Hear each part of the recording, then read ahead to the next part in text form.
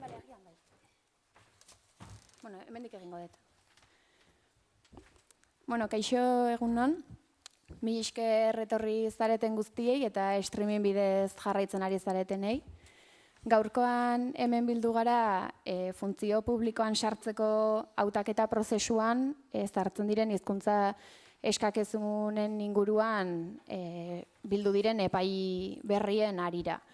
Hor ikusten ari gera epai berri horiek urratu egiten dituztela hizkuntza eskubideak eta Jaurlaritzak atera berri duen dekretu horrek ere ez du egoera bere horretan konpontzen. Horregatik gaur hemen kontseiluarekin batera bildu gara egoera honen aurrean ze proposamen edo ze irtenbide egon daitezkeen aztertu eta hausnartzera. Eta horretarako hemen bildu ditugun hizlariak Eva Pons Kataluniatik dator, Bartzelonako zuzenbide doktorea da, zuzenbide konstituzional eta filosofia politikoan irakaslea. Beste alde batetik Carlos Alberto Amoedo Souto daukagu, Unibertsitate Eskolako katedraduna, Koruñako Unibertsitateko zuzenbide publikoko departamentuko irakaslea.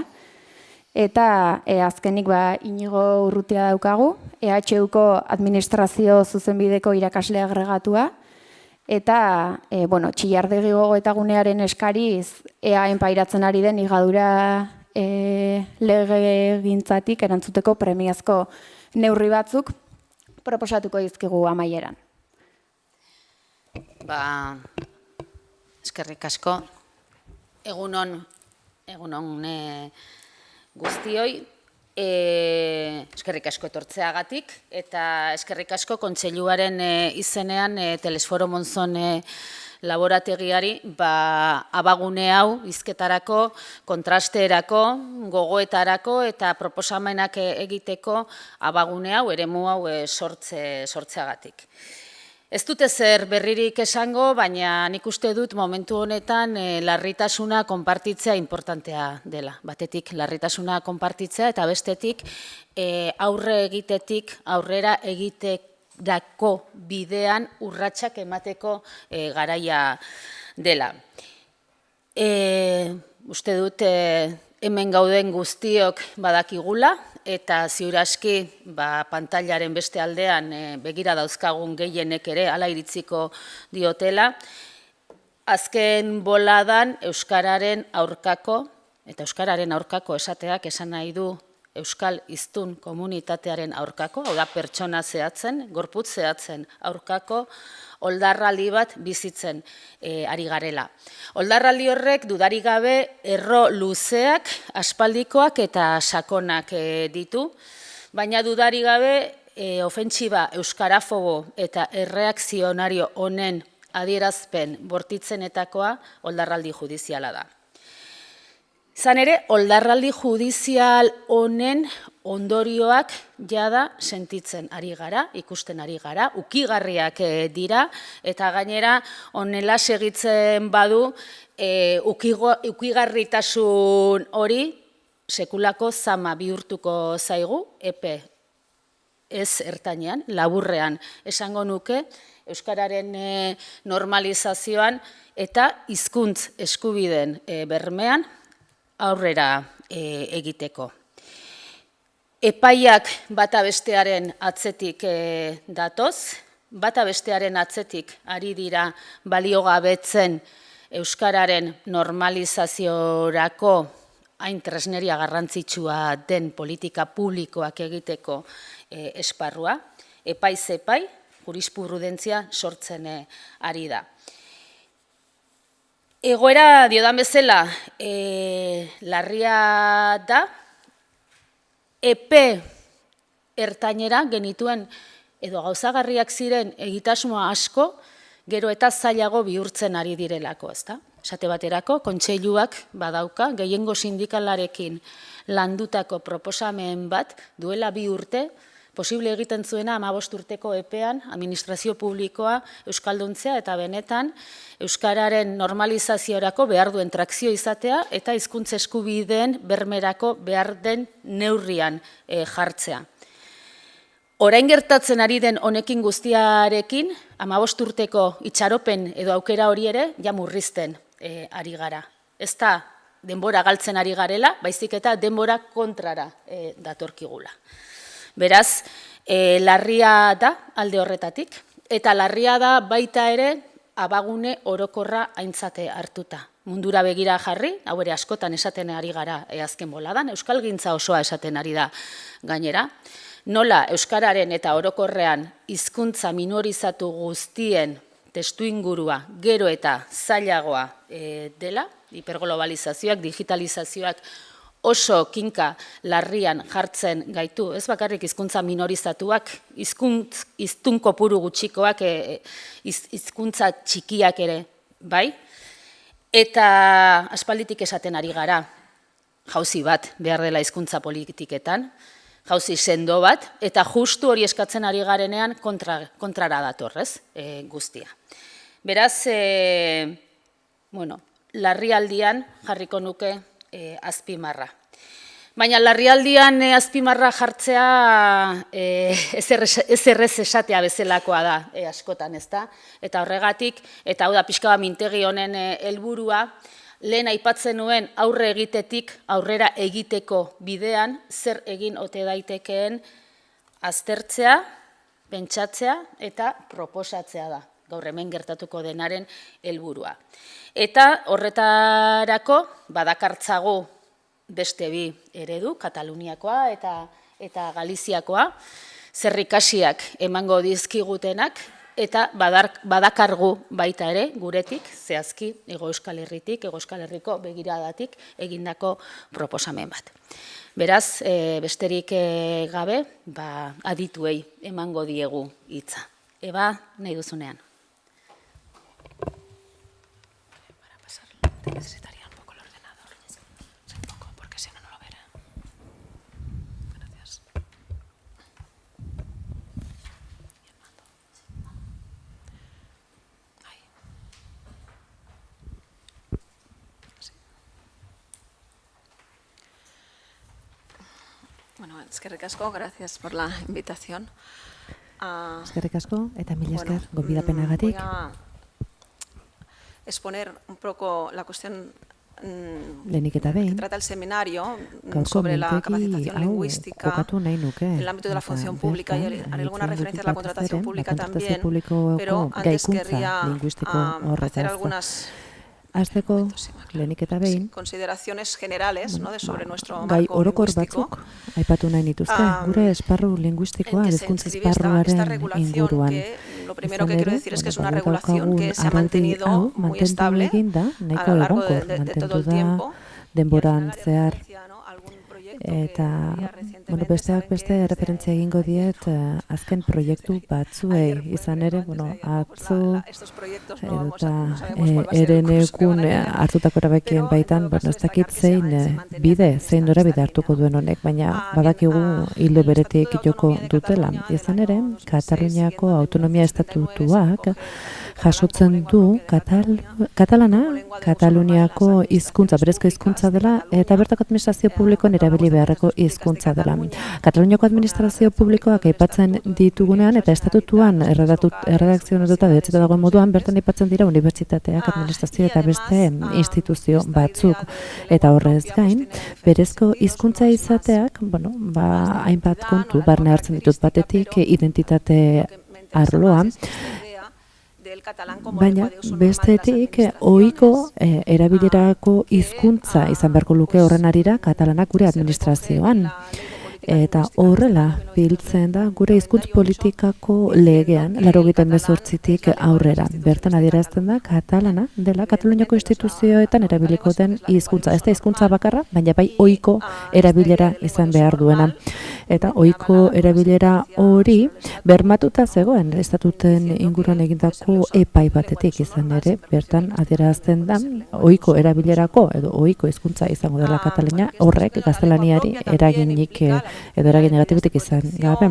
Horrez gain, horrek berekin dakar izango direla babes neurri batzuk, eta horretarako estatutuan egiten dira prebizio batzuk. 50. artikuluan esate baterako zehazki heltzen dio gai honi, eta katalana hizkuntzaren edakuntzari heltzen dio. Politiko hauek jurisprudentziak berak babesten ditu, eta bertan badago epai bat hizkuntzaren inguruan non esaten den bertan hizkuntza normalizazioa sustatzeko neurrien artean eta katalanaren erabilera edatze aldera hartzen diren neurriak zilegi izango direla, legezkoak izango direla noski, eta bestetik jasotzen da 2010ko 31. epai honetan bertan aipatzen da horrek adierazten duela desorekak gertatzen diren momentu horiek zuzendu egin beharko direla, baina horrek guzti hori bilduta dago.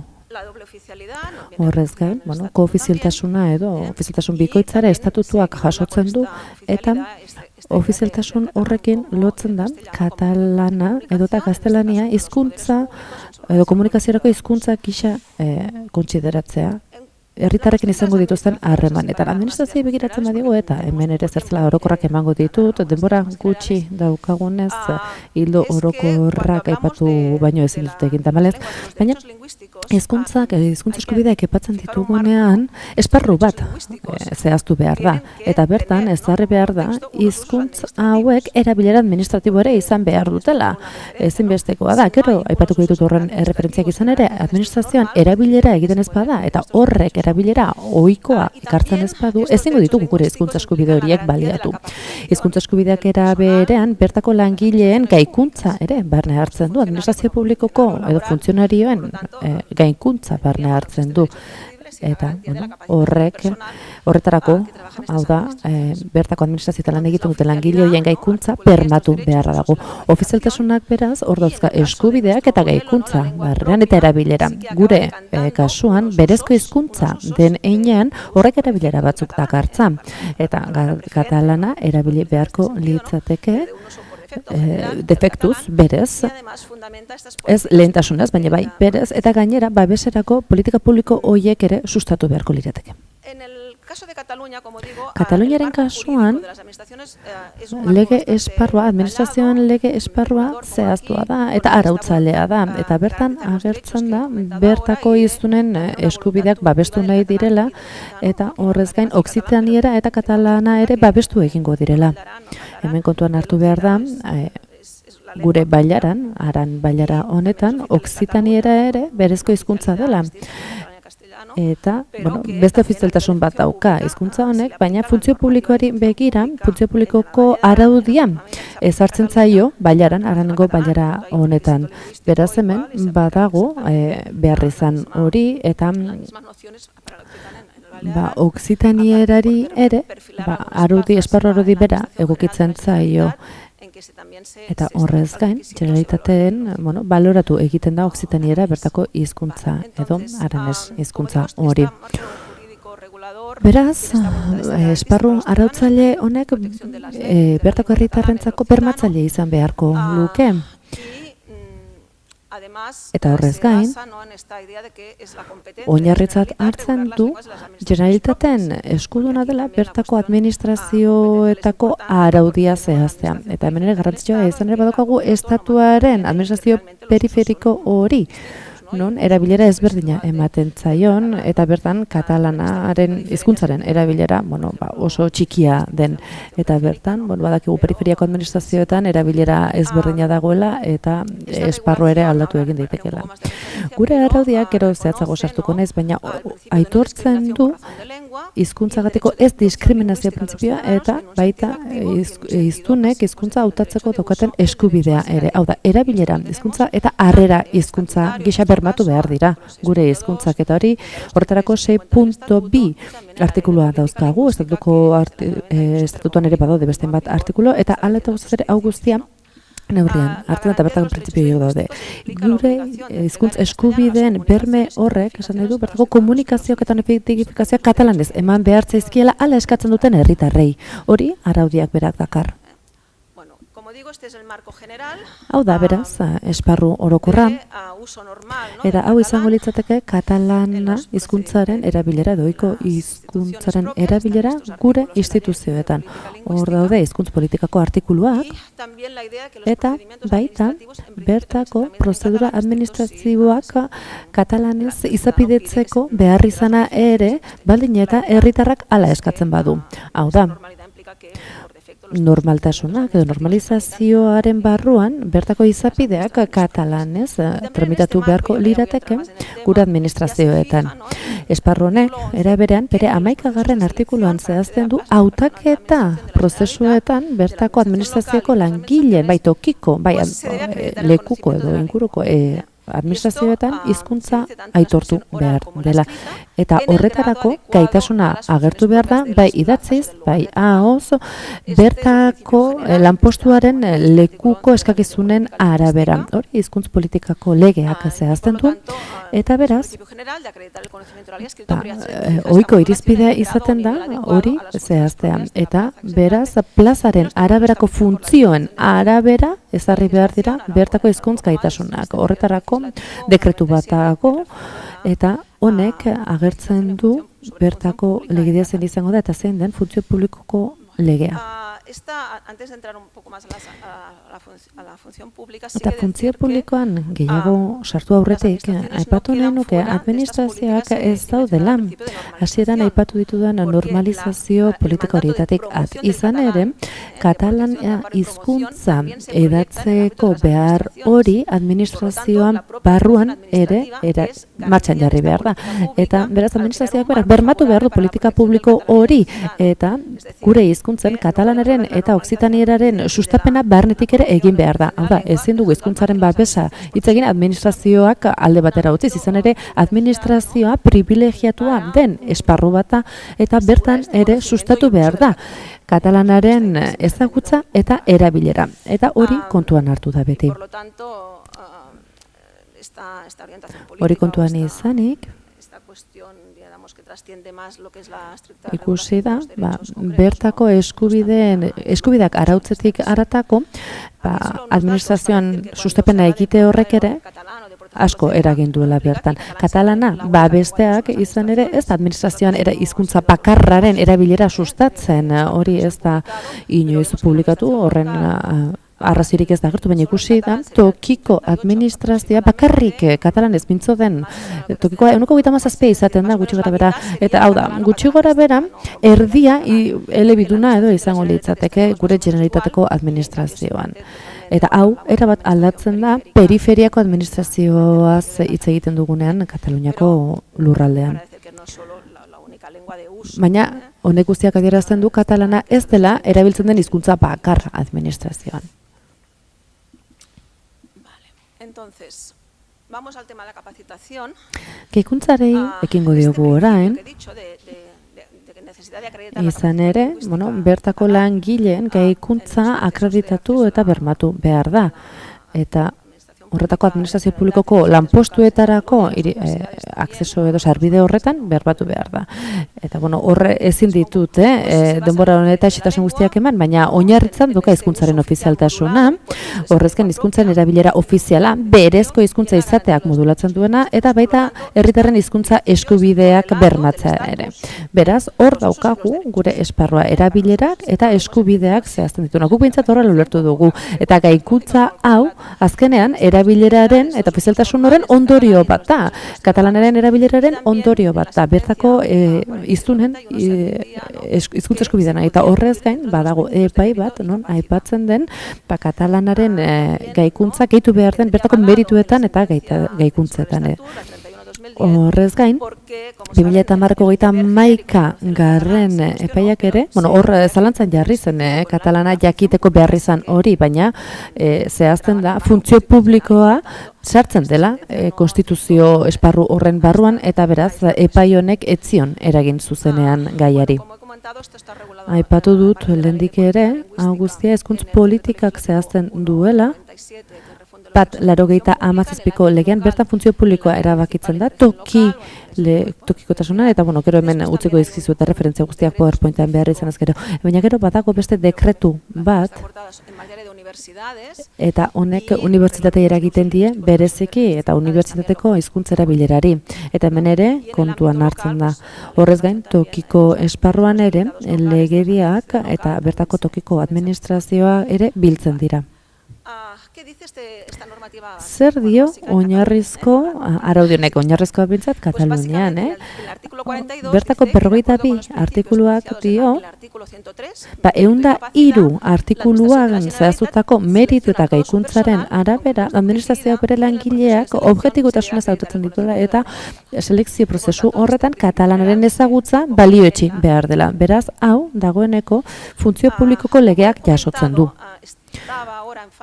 Lehen ere, aipatu dut, hau informazio publikoanko epe batean dagoela, eta horretarako lege aurre proiektu bat daukagu, bertako okupazio publikoaren aurre proiektu bat dago, eta bertan, eta eskuragarri duzuen artikuluan, bertan ekimen legislatiboetan ikusiko duzue, 53 garren artikuluak agertzen du bertako funtzio publikoko betekizunak zeintzuk diren, eta hor agertzen da katalanaren ezagutza akreditatu beharko dela, ziurtatu beharko dela bai ahoz, bai idatziz, eta bertako naziotasuna edo Espainiar nazionaltasuna ez dutenek gaztelaniaz bermatu beharko dutela gaitasun hori. Beraz, irizpide orokor hori 53 garren artikuluak berak jasotzen du. Horrez gain, bertako lanpostuetan 62 garren artikuluak ere agertzen du, eta bertako lanpostuak betetzeko artikulua da, eta mugikortasun kasuetan, edo leku aldatze kasuetan, lehen etxe egingo lirateke noski, betekizun linguistiko hau ez daukaten beste lanpostu bateko leku aldatzeak. Horrez gain, funtzionariak ezagutu behar dutela ere zehazten da, eta hemen akats larria izango litzateken hizkuntza arrazoiengatiko diskriminazioa. Diskriminazioaren azken puntu honetan, hau, mantendu egiten da aurre proiektuan, lege aurre proiektu horretan. Eta hemen, aipatu behar dut, hizkuntzagatiko diskriminazioaren kontzeptu hori oso kontzeptu zabala dela. Eta bertan, hizkuntza eskubideak ere kontuan hartu behar dira. Izan ere horretarako hizkuntza eskubideak bermatu behar dira. Behar bada ez dira oinarrizko eskubideak, hizkuntza eskubideak, baina bai dira estatutarioak eta bete beharrekoak. Eta beraz, araudi berri honek behar bada exigentzia gehiago zehaztu beharko luke. Ez dakit oraindik ondula geratuko den, izan ere orain badakizuen, ez, hauteskunde deialdi horretan gaude, eta, iritsi garen lekuraino, iritsi gara, non asmoa hori zen. Tokiko administrazioan,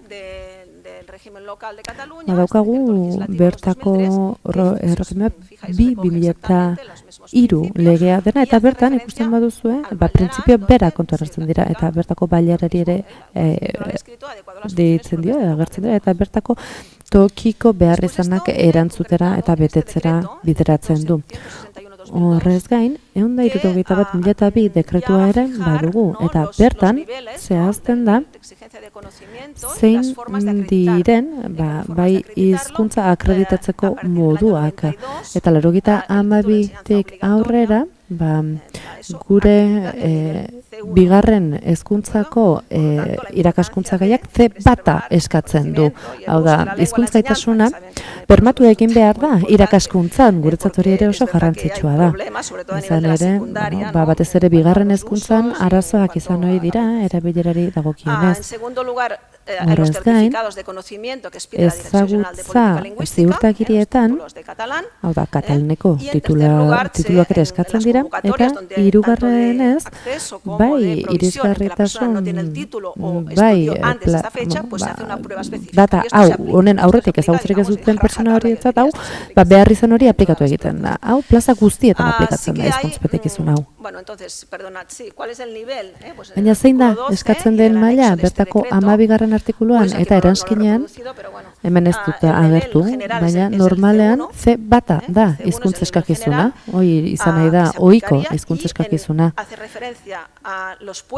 Eta hori agertu behar da bai lanpostuetan, hizkuntza aholkulari kasuetan, esate baterako igo egiten da, C2, hori 12. artikuluak zehazten du. Bestetik, zuzenketa, hizkuntz planifikazioetan eta klasortako postuetan ere C2 maila eskatzen da, eta horrez gain, badira beste hainbat lanpostu, hizkuntz betekizun maila baxuagoa, bete beharrekoak. Bertan, B2 eskatzen da, edo eta B1 nahiz eta oso gutxi zen. Horrez gain, tokiko instituzioek ere, badute eskuduntzarik postu horiek eta betekizun horiek zehazteko. Normalean, ereskinari begiratzen badigu normalean, gidaria izaten da, edo diseinatzailea, baina normalean administrazio mailan C1 izan ohi da eskatzen den hizkuntza eskakizun maila. Horrez gain, jurisprudentziari dagokionez, hau onartu egin zen, 46/81 izan ere bertan agertzen berdintasun printzipioak betetzen zituela honek, eta hor betekizun honen arrazionizazioa aipatzen den, kontsideratzen zen, hau justifikatuta zegoela, gaikuntza linguistikorako bide bat zela, nahiz eta betekizun hau aldatu ahal izan bertako funtzioen, betebeharreko funtzioen edo lanpostuaren arabera. Eta hori gaitasun eta merituen barruan sartu behar dela ere ezartzen da.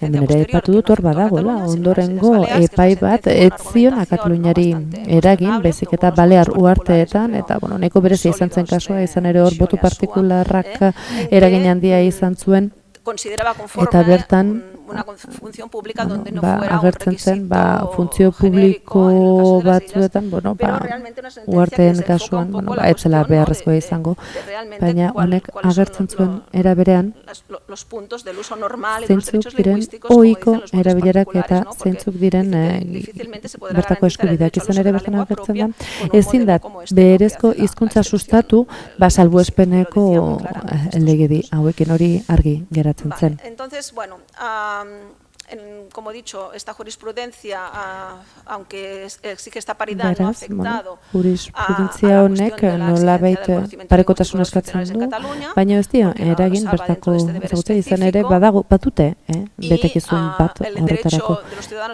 Eta herritarrek gaztelerazko arreta jasotzeko eskubidea bermatuta egonda beti eta bermatuta jarraitzen du. Naiz eta periferia, administrazio periferiko horretan, tramitatu egin behar da, edo eskakizun berezia egin behar da, katalanez tramiteak egiteko eskubidea, beraz hor, kasu berezi bada. Ez dakitzen baden bora geratzen zaten 2 minutu, gehienez, bizpairu minutu ez da.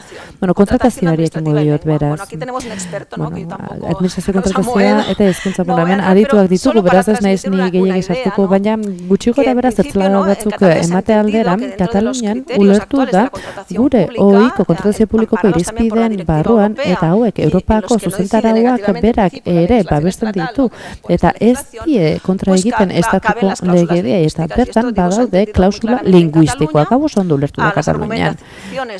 Eta argumentazioei begiratzen badiogu ikusten dugu administrazioak bezero edo erosle gisa diskrimina ditzakeela bertako hizkuntza ofizialetan nahi du, eta horrez da agertzen, hau da administrazioarekin kontratatuak egiten dituzten enpresa horietan, eta ez dela kontratista hauen eskubiderik urratzen, eta hemen herritarra sartu lirateke. Hor badaude modulazioak edo muga batzuk exigentu daitekenaren edo ez, hor proportzionaltasun irizpideak daude, kontratu barruan, eta baina Kataluniaren kasuan, nahiz eta una previsión en la legislación lingüística bertako legislazioan aurreikuspenik egiten, hor badago neurrien lege bat. Badakizuen neurrien lege hauek aurrekontu eguntzen dira, eta hor ikusten zen klausula batzuk gehituko zirela kontratazioan. 2017an gehitu ziren, eta beraz lege berme honi esker akordio batzuk lortu ditugu, eta baditugu kontratazio publikorako kode batzuk, berezi batzuk, bat 2017koa markoa ezartzen duena, edo esparra ezartzen duena, eta 2019koa bertan kasuan teknologia digitaleko produktu izuzentzen zaiona. Eta badago bertako Kataluniako kontratazio administrazioko kulta bat, mahai bat, hauek onartu dituena. Beraz, badaude klausula linguistikoa kontratazio barruan, eta hauek babestuta daude bertako administrazio kontratazioen mailak onarturikoak dira, eta beraz, praktikan akordio honek bertako kontratu tipologia guztiak barneratzen ditu, izan daiteke obra kontratua izan daiteke, edota hornikutza kontratazioak eta bertan, klausula horiek gehitu egiten dira. Normalean nahiko modu orokorrean, ez dut esango homogeneotasun guztiz kontuan hartzen dira, baina pleguetan eta prozesio administrazio eta teknikoetan gehitu egiten dira klausula horiek kontratu horiek esleitzerakoan.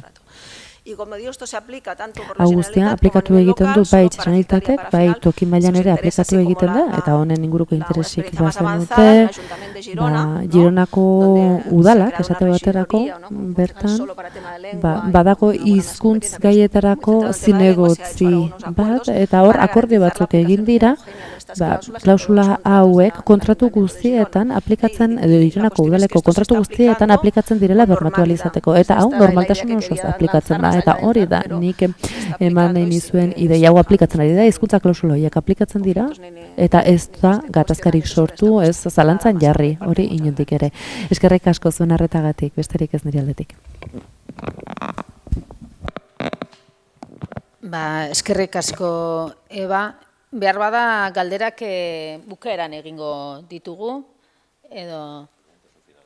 Bai, ez, behar bada hobeto.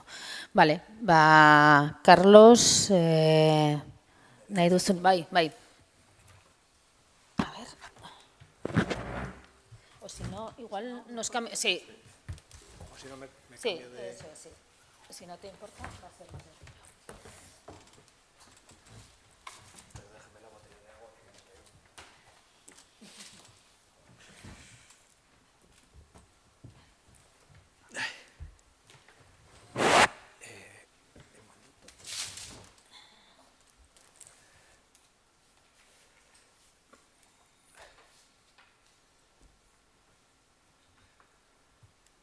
Ahí estamos. Egunon, buenos días. Agradecer que hayáis contado con la voz desde Galicia. Eman nahi dizkizuet Galiziako hautsa hau ona ekartzeagatik. Ni saiatuko naiz, zuentzat hain edo Euskal Herrian hain kezkagarria den gai honen inguruko gure perspektiba azaltzen. Izan ere, nik ezinbestekotzat jotzen dut tarteka marteka elkartza eta gure agendak mahai gainean jarri eta parekatzea, ezta? Gure komunitateetan, gure autonomia erkidegoetan, badakigu hor arazo antzekoak izan ditzakegula, eta hor Galeuska ere hor dago, ez? Gure behar bada Aiton Amunen oinordeko jaso duguna, eta badirudi, hizkuntza honetan edo eta Madrilgo zulo beltzonek eta estatu zentralizazio honek ekarritako eraginak guri ere eragiten digunean partekatu ditzakegula gure esperientziak besteak beste hizkuntza normalizazioan, eta ikusiko genuke kasu horretan baditugula arazo komunak, interes komunak, izan ere konstituzioaren 3. artikuluak bertako konstituzionalak egiten duen interpretazioan arabera kaiolatatzen du, eta bertan harrapatuta gaude denok. Beraz, ikusi behar da, zer gertatzen den beste autonomia erkidegoetan, ikusi behar dugu hizkuntza normalizazioari nola heltzen diegun, gure hizkuntza bakoitzean, eta hortik abiatuta, behar bada, berme puntu batzuk ezar genitzake, aztertu non gauden, eta noraino elgaitezken dauzkagun tresna juridiko horien bidez. Galizia, Anton Reixak zioen bezala, leku ezberdina da. 80an ala aipatzen zen, eta berak disko batean alaxe zioen.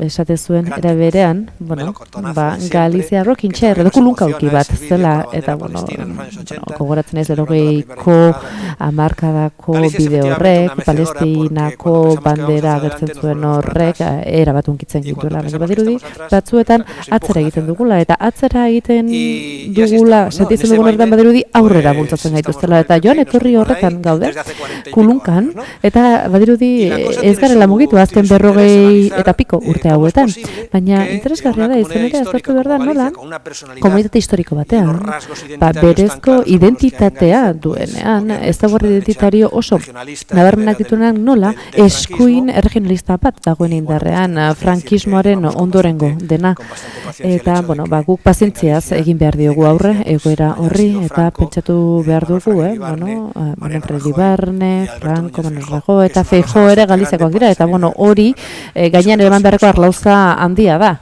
guretzat. Eta hala da. Eta izan ere badugu, egoera linguistiko berezi bat, galegoak baduelako berezko hizkuntzaren izaera hori, eta ezaugarri juridiko konstituzionala da. Eta ikuspuntu soziolinguistiko horretatik, egia da, Galiziera ulertu daitekeela, edo ulergarria dela, gaztelaniar hiztun batentzat, eta hori oso ezberdina da, Euskal Herrian ez da, izan ere Euskara oso hizkuntza ezberdina da, eta latindar hizkuntzatako hiztunontzat ia ulertezina.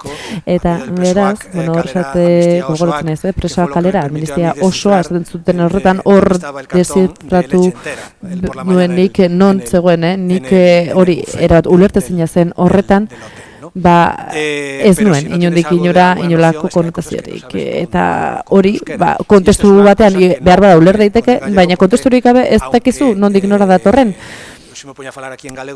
Galegoaren kasuan, nik uste nik hemen galegoz hitz egiten badizuet, eta horrela xearin ez momentu honetan esate baterako behar bada ulertuko duzuen nondik nora noan, naiz eta gramatika eta semantika zehatza ez jakin. Hala eta guztiz ere badakigu, galegoa asko erabiltzen dela, bertako klase guztietan Galizian, eta gure egoera soziolinguistikoa oso berezia da, eta azken 2 urte hauek salbu, galegoa izan da Galizian gehien hitz egiten den hizkuntza. Azterketa soziolinguistiko guztiak esaten ziguten hor bazegoela, hiztun kopuru handi bat.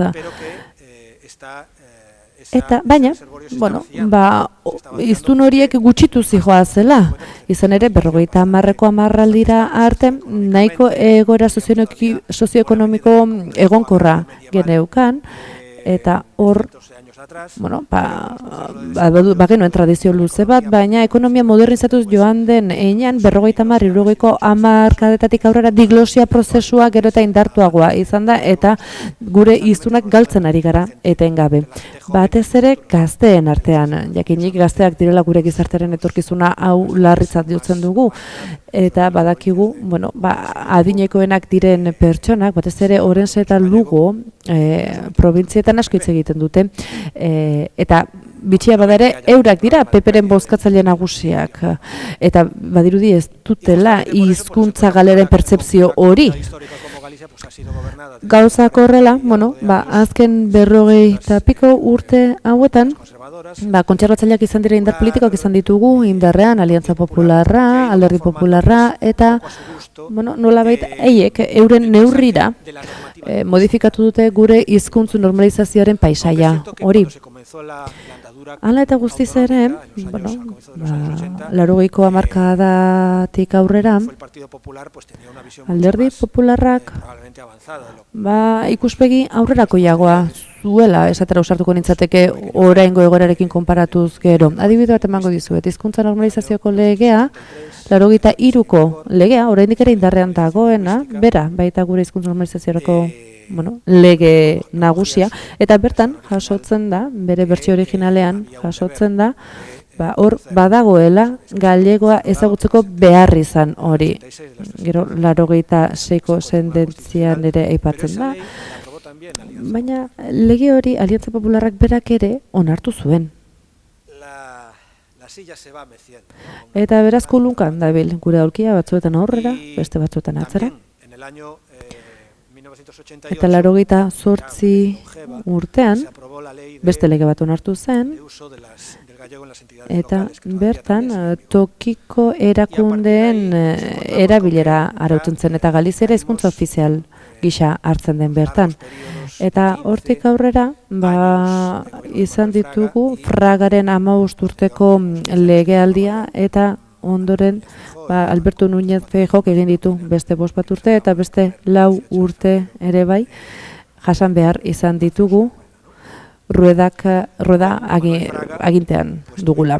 Fragarekin, egonkortu egin zen, nolabait, elebitasun harmoniko horren hizkuntz politika, Fragak etzien bizkarren baten galegoari, baina berak dogma berezi bat zuen, hitz txarrik ez, ekintza txarrik ez, eta beraz hizkuntz normalizazioari profil ekonomiko oso baxua ematen zion, ez saiatzen bertako normalizazio prozesua sustatzen bereziki behintzat. Eta ondoren, 2005-2009ko alderdibiko gobernua saiatu zen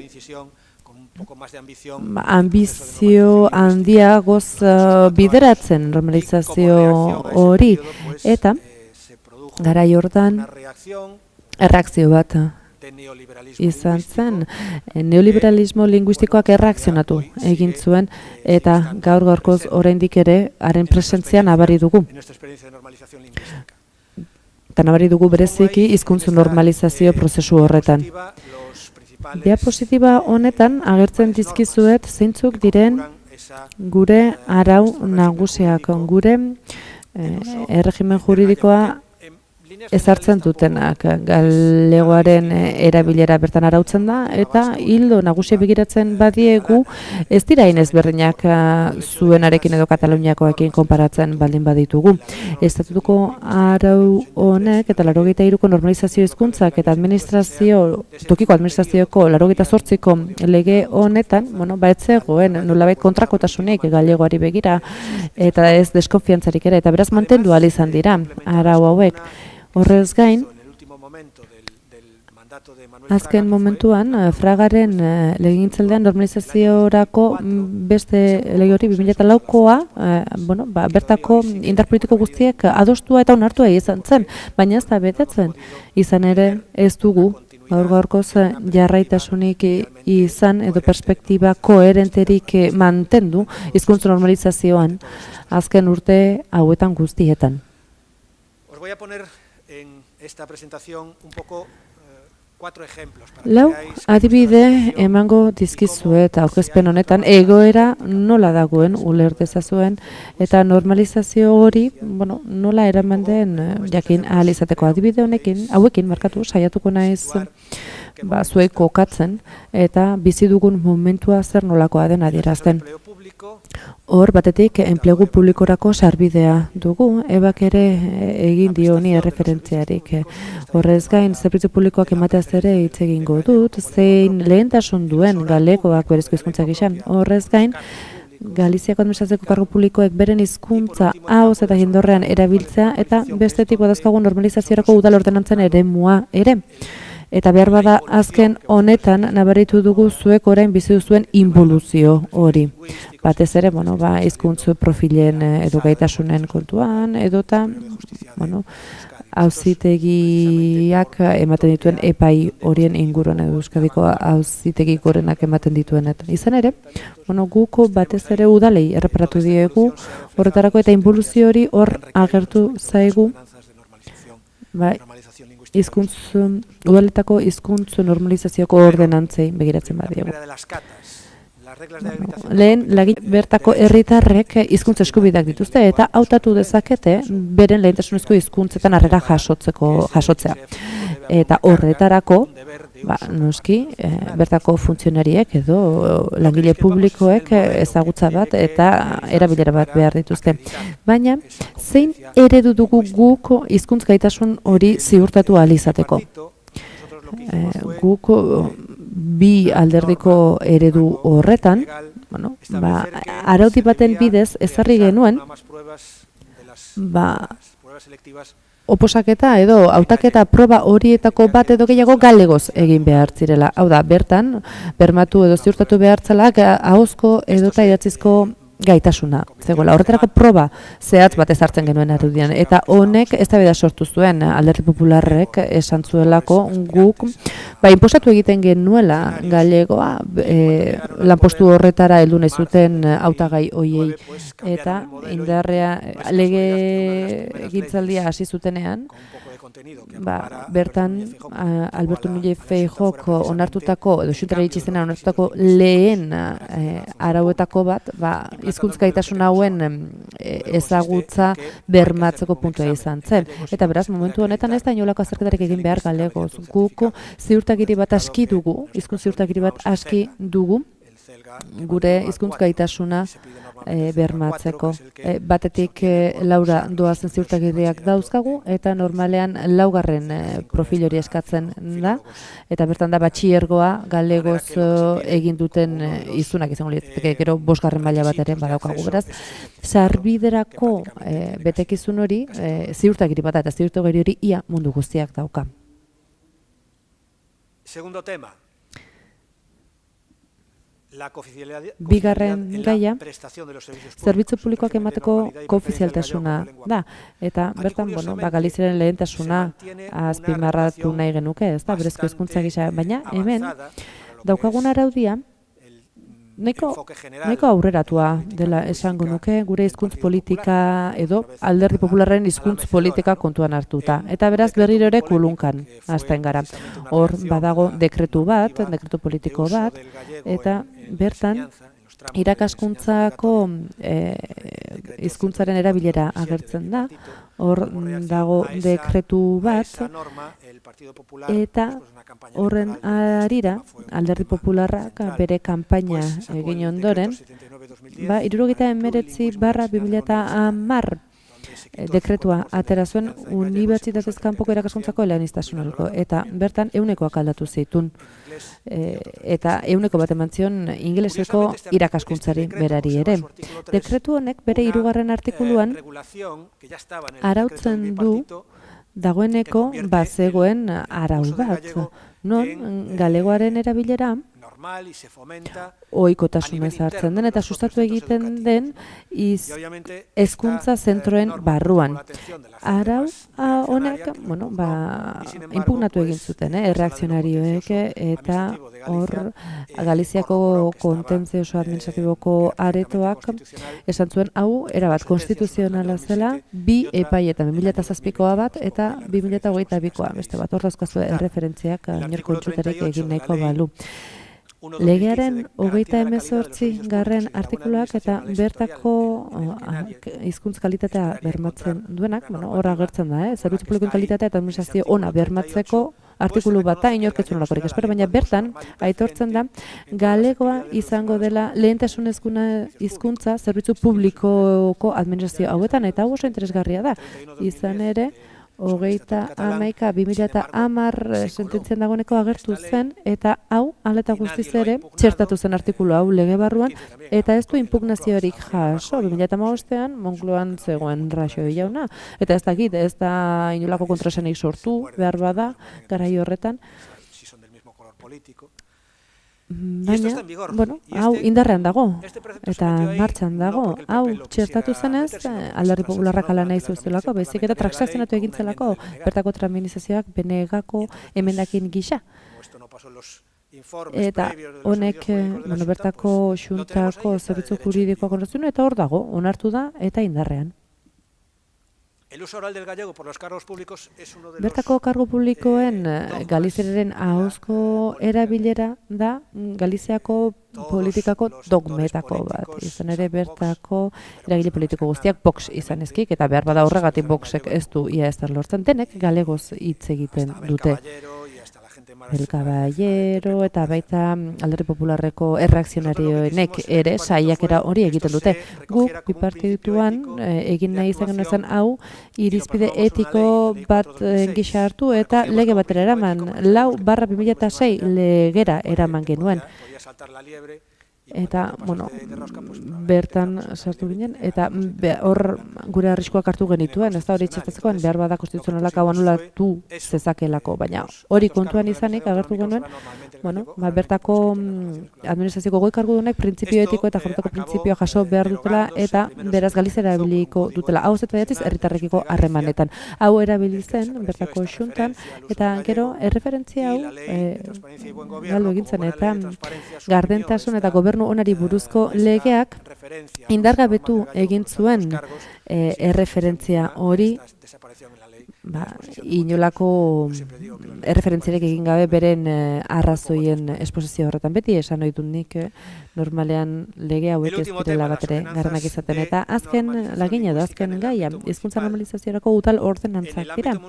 Izan ere, udalen esparruan daukagun legedia nahiko malgua da, eta jasan ditzake hizkuntza normalizaziorako politika ezberdinak. Hor, udalek jakinik hor badagoela. Nolabaiteko indar bat galegoa normalizatu nahi duena, saiatu gara, eta lortu dira nahiko ordenantza indartsuak. Bertako udaletako antolaketa galegoz izateko. Eta bertan, tokiko administrazioak bertako hizkuntza normalizazioaren eragile nagusi bihurtu dira. Eta ez da honen arira bereziki gatazkarik sortu herritarren artean. Baina, bipartituaren lege honetatik aurrera berriro ere galegoa eztabaida politikoaren erdigunean jarri zen. Eta hor, alderdi popularrean eskuinen zeuden pertsona horiek hainbat eraso egiten saiatu ziren, berez onartuta zeuden lege hauei eta nahiko onartuta zeuden praktika hauen kontra. 2012an, Lugoko udalak ordenantza bat atera zuen eta inpugnatu egin zuen Galizia bilingüe elkarteak. Eta gero galegoz espainolek hori integratu egin zuen. Ordenantza hori atzera bota zen Galiziako auzitegi nagusiak hor 2016an, eta gero, gure kontentzioso salakoa ere onartu egin zen. Galiziako justizia auzitegi nagusiak hartutako erabaki honek oztopatu egin zuen hizkuntza normalkuntzan egindako bide osoa. Eta beraz, geldirik egon berri izan genuen, hainbat urtez, azkenik, 2020an, Akurinako udala, bertako zuzen bide irakaslekin harremanetan jarri zen arte, eta ordenantza egokitu bat egin zuten arte, justizia auzitegi nazionalak eta gorenak onartzezaten. Hor, ordenantza bat atera zen, 2021ko ekainaren 3an, genekien hau ere inpugnatu egingo zuela Hablemos Español elkarteak, eta, zorionez, gure justizia auzitegi nagusiak ordenantza mantendu egin zuen.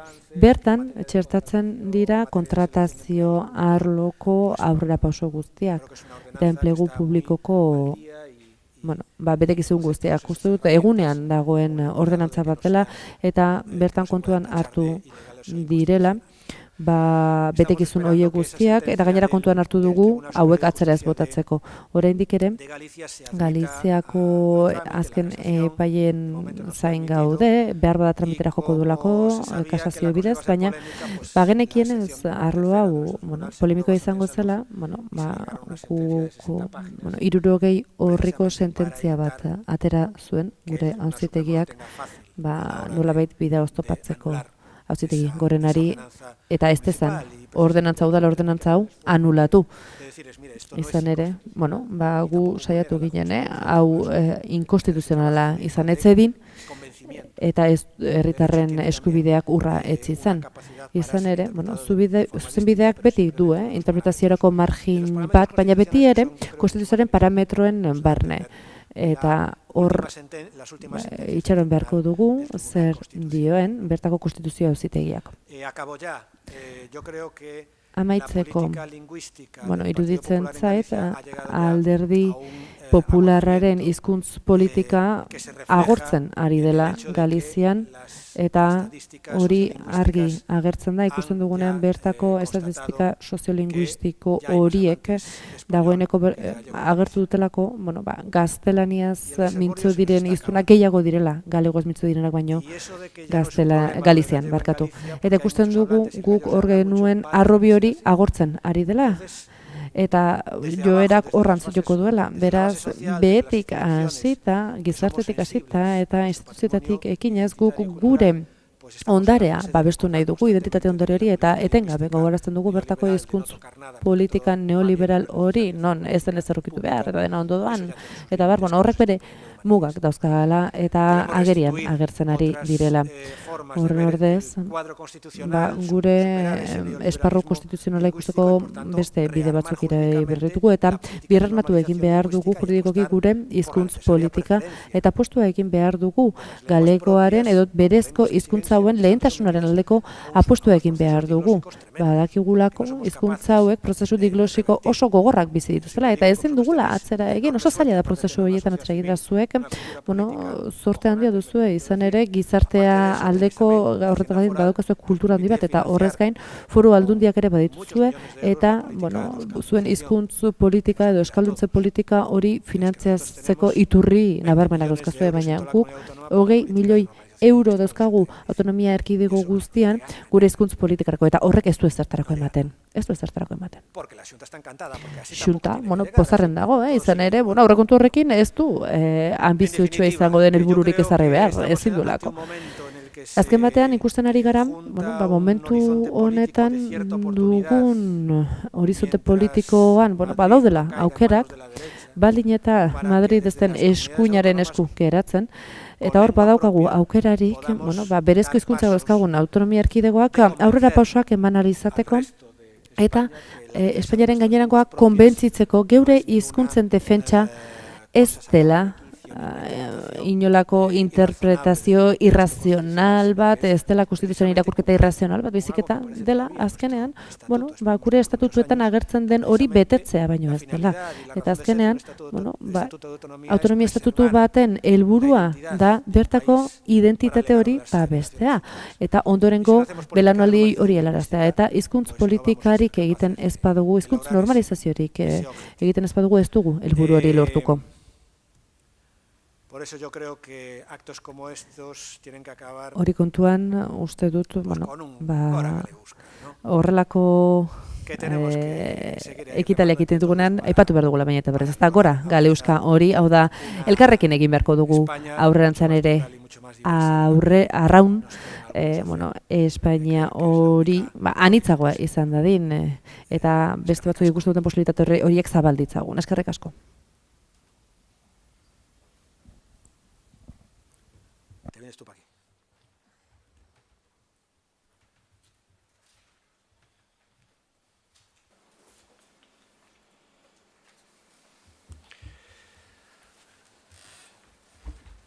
Egun on guztioi, bos días, bon dia. Gaur, ona natorkizue proposamen batekin, bai? Idurrek esan bezala egoera latza da, eta jauzi egiteko unea da. Proposamena, hausnarketarako proposamen bada, Txillardi gogoeta gunean hausnartutako proposamen bada, eta funtsean hemen gatozkizue, zeuekin ere hausnartzera, batetik loturak askatu eta mugak gainditze aldera ze aukera izan ditezken. Gauza asko aurreratu dira, funtzio publikoaren erregimen juridikoari buruz, eta abar, zertxela da txiki batzuk emango dizkizuet, testu ingurua kokatu eta ondoren proposamenera joango naiz, debatea zabaltze aldera. Aurrera egiteko honekin, bai. Iruditzen zait, abiatu behar dugula, Idurrek abiatu duen puntutik, eta da, gaurrengo testu ingurua benetan konplexua da. iruditzen zaigu eta pluralean nabil. Hizkuntza politika momentu honetan bidegurutze batean dagoela. Une honetan, Euskal Autonomia Erkidegoan, Nafarroan baita, euskara eraso sistematikoen menpe dago. Eta guzti honek erakusten diguna da gure oinarri juridikoen hauskortasuna. Oinarri juridiko erabat hauskorra dauzkagu. Euskararen aurkako erasoak, sententziak, normalizazio neurrien kontrako sententziak, aspalditik datoz, ez da gauza berria. Baina momentu honetan, egin daiteken balorazioa da, benetako involuzio batean kokatuta gaudela, edo kokatu gaituztela. Erabat sistematikoa da Euskararen kontrako erasoa, ez? Euskararen aldeko edozein urrats, susmopean dago momentu honetan, eta juridikoki zalantzak sortzen ditu euskarari lehentasuna eman diezaioken edozein neurri zuzenbideen araberakoa den edo ez. Egoera horretan gaude. Ikuspegi juridikotik irakurketa hori behar du. Euskararik ez dakitenak ez diskriminatzeko norabidea hartu du auzitegiak ardatz modura. Euskararik ez dakitenen eskubideak, bai? Hau, literatura feministan, irakurri dugun guztio, badakigu, hau dela nolabait ikuspegi erabat supremazista, ez? Euskaldunak berdin gaztelera esaten ditu dezake. Eta nolabait erdal taldearen aldeko norabiden zera hori da nolabait gaur egungo euskararen bigarren mailako txa hori edo morrontza hori, bertan mantentzea, ez? Beraz hemen planteatu daitekena da, momentu honetan dauzkagun tresnak nahikoa sendoak dira eraso horri aurre egiteko. Kokapen konstituzionalari buruz eta gauza asko komentatu dira, beraz ez naiz honetan sartuko. Ez hor dauzkazute ideia batzuk, eta nik uste dut hori, nolabait bi plano, nolabait josten dira hemen, batetik euskararen estatusaren planoa eta bestetik enplegu publikoaren araubidearen planoa. Biak sortzen duten, bi planoi sortzen duten ardatz hortan. Ardatz hori da, nolabait gaurko gaiaren muina. Ofizialtasunari buruz, hizkuntza ofizial bat zein bestea hautatzeko eskubide subjektiboa sortzen da, beraz edozein hiritarrek euskara erabiltzeko normal, naturaltasunez eskubide hori bermatu beharko litzaioke, eta horrek berorrek sortzen du administrazio publikoaren aldetik, hori eskubide hori, ofizialtasunetik eratortzen den eskubide hori bermatzeko beharra, eta horrek berorrek eskatzen duena da administrazioaren zerbitzura dagoen langileriak gaitasun nahikoa izan behar duela eskubide hori bermatzeko. Enplegu publikoari buruzko araubideari buruz bakarrik ideia bat komentatu eta da, batetik, hau konstituzioak hau planteatzen du nolait oinarrizko eskubide modura hain zuzen, herritarrek eskubidea dutela, funtzio eta kargu publikoetara berdintasunean iristeko, hau da, auzitegiek orain azalduko dizuedan bezala, aipatzen duten artikulua, gure normalizazio prozesuaren aurka egiteko, 23. artikulua, honen aurkako neurriak hartzen ari direla administrazioetan, euskarazko plazak eta eskatzen dituztenean, eta barrez.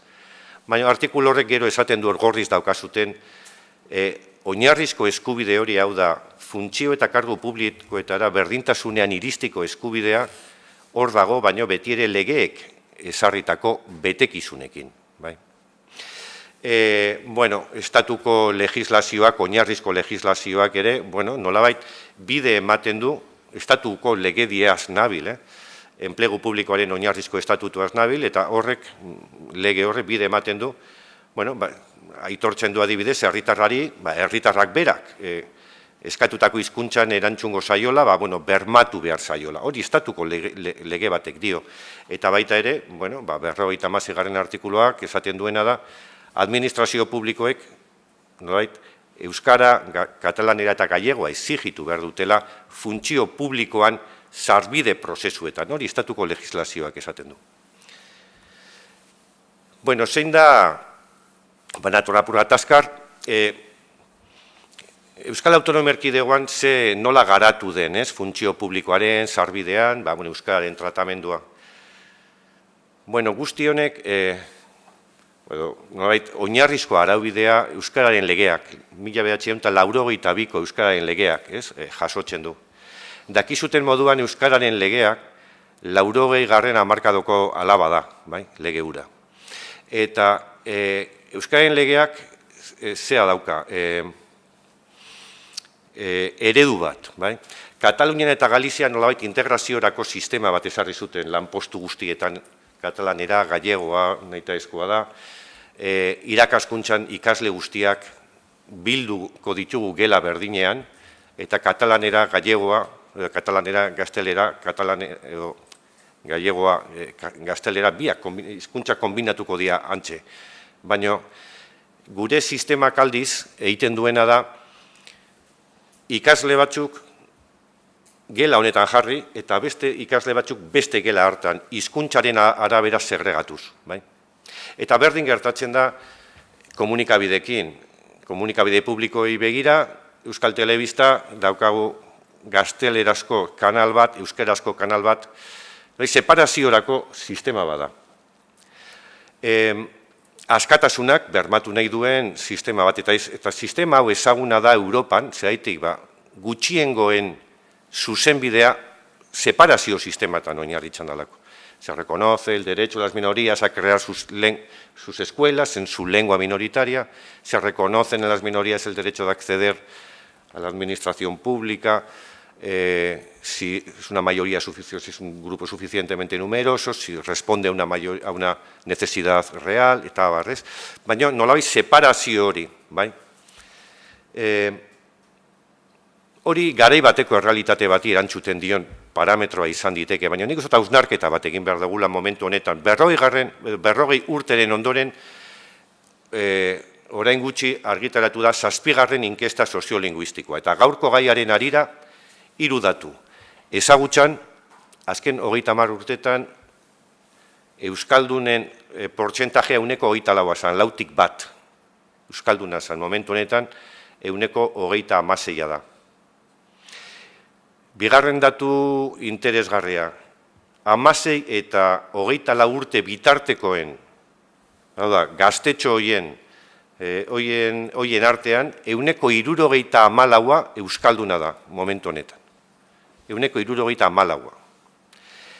Eta baita ere interesgarria, jarrerei buruz, jarreren zera klabe hortan, inkestak dio, 16 urtetik goragokoen artean, 74ak uste du administrazioan lanpostua lortzeko euskara jakitea nahitaezkoa behar lukeela izan. 74ak hori uste du. Hausnarketa da, bada ez da nahikoa orube jauzi bat egiteko. Bueno, gure sistema ulertzeko Euskararen legera eraban behar zaituet eta 14. artikuluaren 2. paragrafora jo. Eta hor, aipatzen da nolai gure sistemaren bizkarrezurra. Administrazio publikoek zehaztuko dute zein lanposturako izango den derrigorrezko bi hizkuntza jakitea. Hori da ardatza, hori da artikulu klabea. Beraz, artikulu honen arabera, lanpostuak hizkuntzaren arabera karakterizatu behar dira, edo karakterizatuko dira batzutan, lanpostu batzuetan, euskara jakitea nahitaezkoa izango da, horiek hornitzeko edo, horiek nolait sarbidea lanpostu horien bitartez lortzeko. Baina beste lanpostuetan, euskara jakitea ez da, nolait nahitaezko baldintza izango, meritu modura baloratuko da, beste meritu batzuen artean.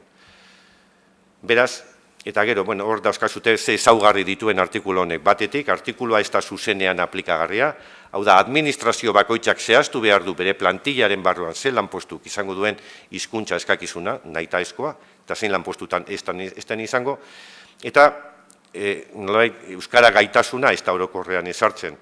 Batzuetan, gaitasun modura funtzionatuko du euskara jakitea, beste batzuetan meritu modura baino ez.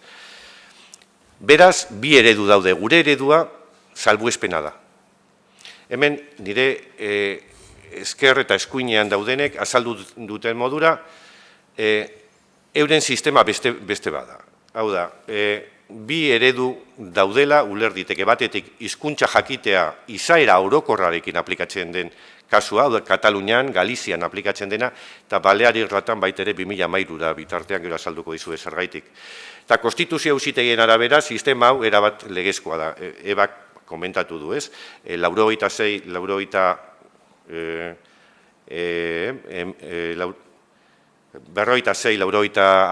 sententzia horretan, konstituzio auzitegien sententzia, esan zuen Kataluniako sistema erabat zilegi dela, hau da, katalanera ezagutzeko beharra, meritu eta gaitasun printzipio konstituzional horien barruan dagoela, beraz, konstituzioen araberakoa dela, exigitzea lanpostu publiko baten jabe izateko katalanerazko ezagutza. Eta hori dain zuzen, baita, Galizian planteatzen dena, ez? Proportzionaltasuna emango du lanpostu horrek eskatzen dituen erabilerak. Lanpostuak eskatzen dituen erabileraren araberako katalan edo gallego gaitasuna eskatzen da. Salbuespena izango litzateke guk aplikatzen duguna, eta da, hizkuntza jakitea soilik lanpostu jakin batzuetarako erabiltzen den sistema. Sistema honi buruz, konstituzio auzitegiak esan zuen sistema hau ere zilegi dela. Katalunia eta Galiziako sistema zilegi dira, eta 92-96 sententzian konstituzio auzitegiak, hori esan zuen, nada supone a que los poderes públicos prescriban en el ámbito de sus respectivas competencias el conocimiento de ambas lenguas para acceder a determinadas plazas de funcionario, o que en general se considere como mérito, entre otros méritos, el nivel de conocimiento de las mismas. Beraz, sistema hau ere konstituzioaren araberakoa da, baina ikusi, konstituzio auzitea nola perfilatzen duen, ez? Nolabait, para determinadas plazas, pero lo general es que sea mérito. Euskera eskatzea salbuespen modura planteatzen da. Azken ideia legea klabean. Euskal enplegu publikoari buruzko legea, nahiko lege berria da, funtzio publikoari buruzko lege zarra ordezkatzera etorri da, 2022 garren urteko lege bada, abendukoa. Eta hor, badia 4 artikulu, hizkuntza planifikazioz jarduten dutenak, ez? Eta gero baita ere 80 garren artikulua baita ere aipatzen du, Euskal enplegu publikoari buruzko lege hortako 80 garren artikuluan 3. Paragrafoak esaten du, hizkuntza eskakizuna egiaztatzeko bide berri batzuk ere egon ditezkela, hain zuzen, hautaketa frogak euskeraz eginez eta Galizian aplikatzen duten sistemaren arira, ez? Hor dauzkazute ideia nagusi batzuk, eta modu telegrafikoan, 187 artikuluak nolabait ardatza ematen du, sistemaren ardatza, eta esaten du, lanpostu guztiek izango dutela hizkuntza eskakizuna, esleituta, baino, bigarren ideia, hizkuntza eskakizun hori ez da derrigorrezkoa izango, gaitasun hori ez da derrigorrezkoa izango lanpostu guztietan, lanpostu batzutan, derrigorrezko izango da, beste batzutan euskara gaitasun hori merito bezala baloratuko da. Bada artikulu bat hor azpian jarri dizuedana eta iruditzen zait arreta gutxi eman zaiola artikulu horri. Eta da, 87 artikulua, 8 paragrafoaren bigarren apaldia, ez? Eta artikulua dio, derrigortasun data izan behar duten lanpostuak zehazteko, kontutan izan beharko da nahita ez, ze helburu finkatu duen administrazio publiko bakoitzak. Hau da, administrazio publikoaren planifikazioak badue sartzerik zein lanpostutan. Gero itxeingo dugu, oraintxe itxeingo dugu, prezeptibotasun indizeari buruz. Hori muga bezala, ezartzen ari da azken sententziatan. Bueno, ez da hit, honek planifikazioaren aldeko bidalketa bat egiten digu eta udal bakoitzak, administrazio publiko bakoitzak, bere planifikazioaren arabera, hemen zerrezan bat bai ezartzen du, ez? Bueno, sistema garatu da dekretu bidez, orain gutxira arte, 96-97 dekretu egon da, hau da, perfilen dekretua, hizkuntza eskakizunen dekretua, eta emakumeen egunean argitaratu zen dekretu berria, hizkuntza eskakizunen dekretu berria pasadan ostiralean, aurreko ostiralean izan zen, eta da, 2024 dekretua, otsailaren 22koa. Bueno, esan behar dizue dekretu honek berrikuntza oso gutxi, balorazio egin da, kontseiluak bere balorazio egin du. Berrikuntza gutxi dakar, berrikuntzak izango liateke, hizkuntza eskakizunen konfigurazio aldaketa txiki batzuk, simetrikoak, asimetrikoak, iruditzen malgutu dela, ez, sistema bera, egiaztatzeko bide berriak ezarri dira, lanpostuan arituz lortu daiteke perfila, edo, beste sistema batzuk ere ezarri dira, eta gero, akaso interesgarriena, dekretua dakarren interesgarriena da, nolabait lotu dela hizkuntza ezakizunaren akreditatua baldin badago, erabilerarekin, euskara erabiliko da. Hortan ere, udal mailan aplikagarri den dekretua, baino xamurragoa edo modu malguagoan. Gainontzean, dekretuak aurrerapenik ez du apenas, ez dakar aurrerapenik, apenas, eta beraz, sistema izango litzateke, lanpostu zerrendatan, zehazten ditu plantillako lanpostu guztia, bertan zerrendatu, hizkuntza ezakizuna lotu, eta gero, lanpostu horietatik batzuk, euskararen hizkuntza ezakizuna, euskara gaitasuna, hau da, nahitaezkoa izango da beste batzutan ez.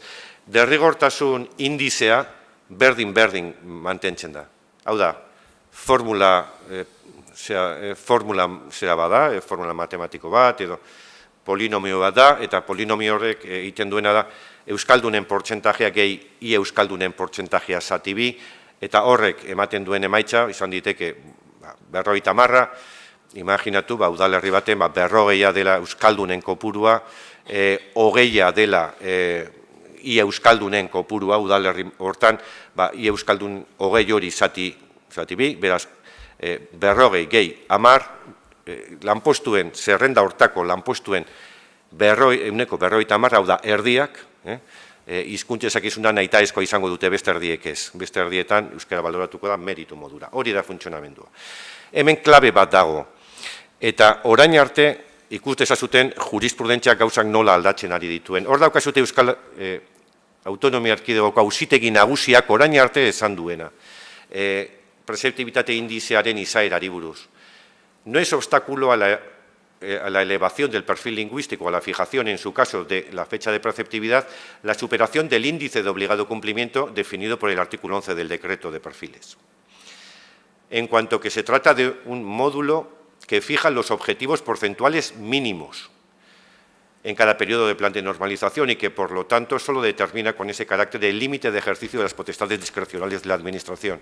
Beraz, auzitegiak 2011an, esan zuen, auzitegi nagusiak esan zuen, indizitik gora egon daiteke. Toki askotan indizitik gora gabiltza.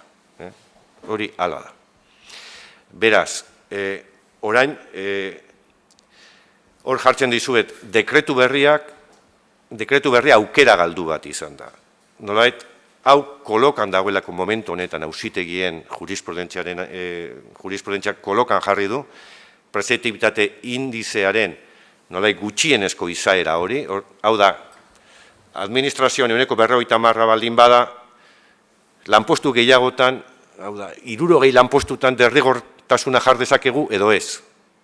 Hori da, planteatzen dena. Jurisprudentziak orain gutxira arte, hori esaten zuen, jurisprudentziarik berrien hauntza salduko dizuet, nola hori mugatu duen, errotik, eta dekretuak aukera zeukan apuratidotzeko, baino, ez du ezer esan, ez? Hor daukazute oldarraldia, hola eskema batera eraman da. Iruditzen zait, sententzia klabea dela Kataluniako estatutari buruzko sententzia, bai? Hor, hizkuntz koofizialtasunaren parametro nagusiak aldatze aldera egin zuen movimentuak konstituzio auzitegiak, ez? Bi hizkuntzen arteko saiestezineko orekaren printzipio ezarri zuen, horrek esan nahi du, administrazio batek ez dauka bat bultzatzerik, oreka neutraltasuna izan behar da hizkuntzen artean, salbuespen batzuekin, preferentziazko neurriak edo lehentasunezko neurriak onartzen dira, baino zea baldin badira, proportzionala baldin badira, eta, bai? Eta hori.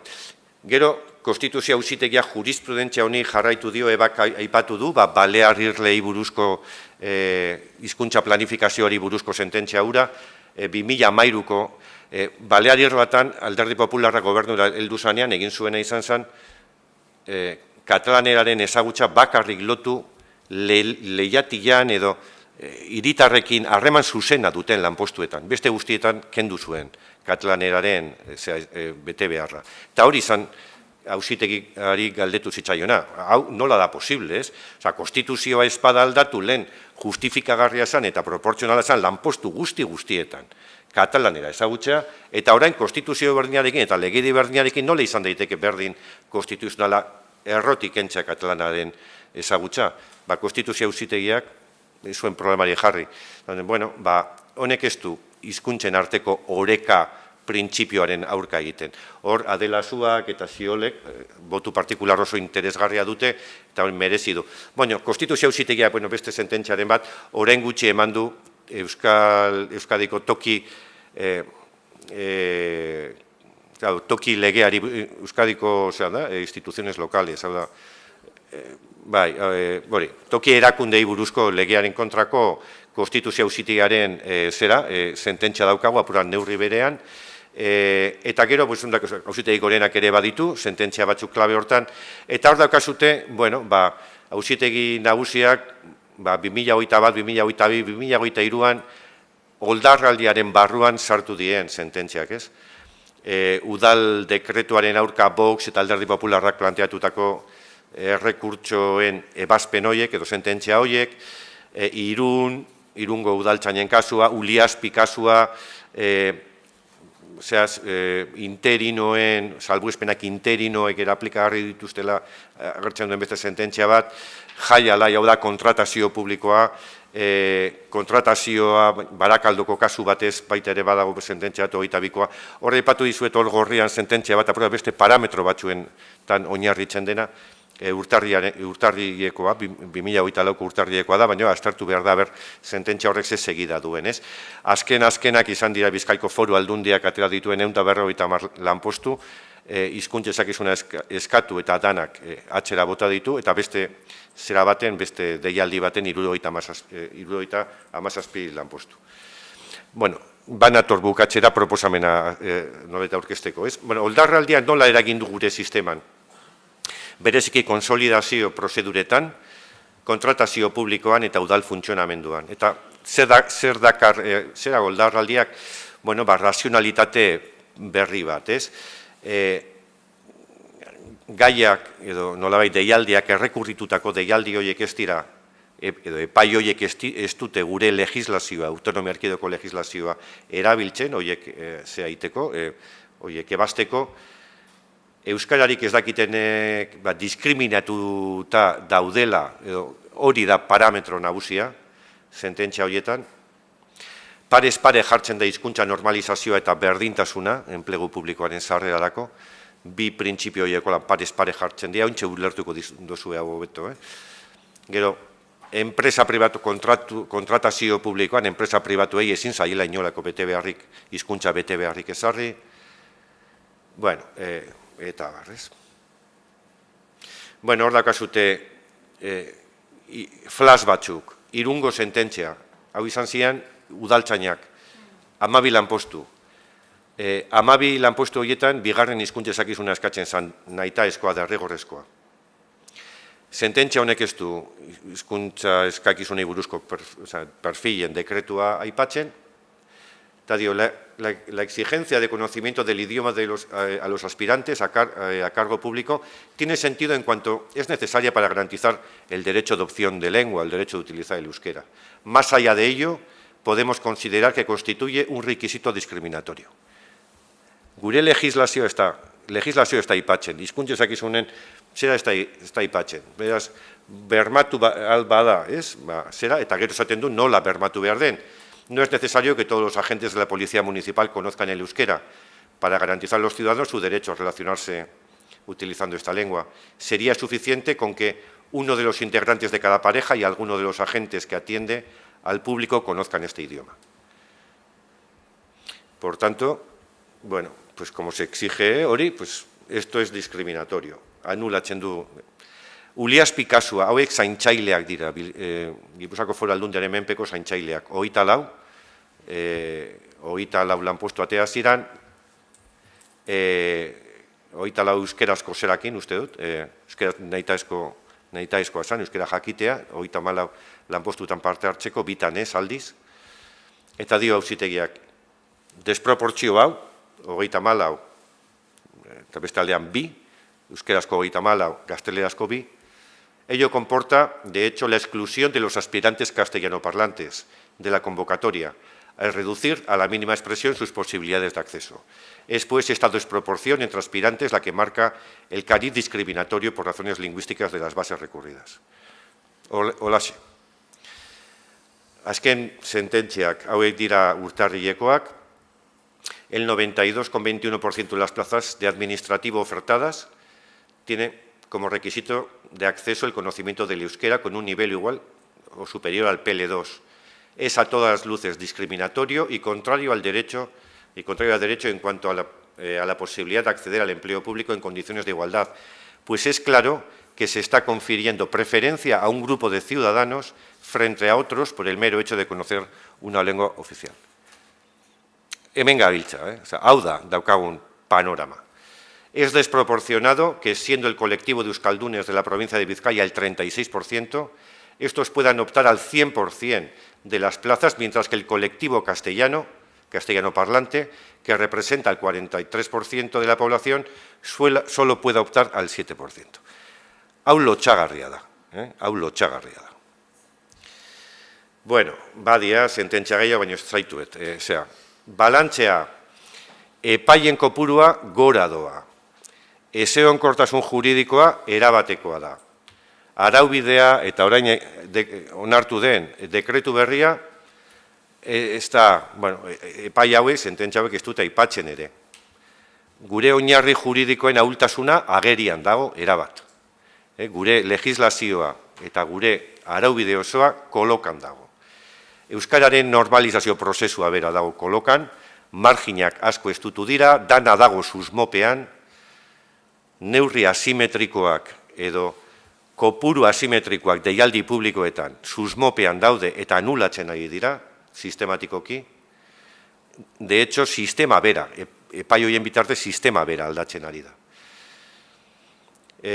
Segurtasun juridikorik ez dago, ematen du, jurisprudentzia honek oinarri batzuk dituela batetik, Euskaren normalizazioarekin urrutiegi joan garela, beraz, mugatu egin behar da. Euskara inposaketa bat da, eta gaztelera defendatu behar da, edo euskararik ez dakitenak defendatu behar dira. Ematen du horiek diela epai horien zera, ez?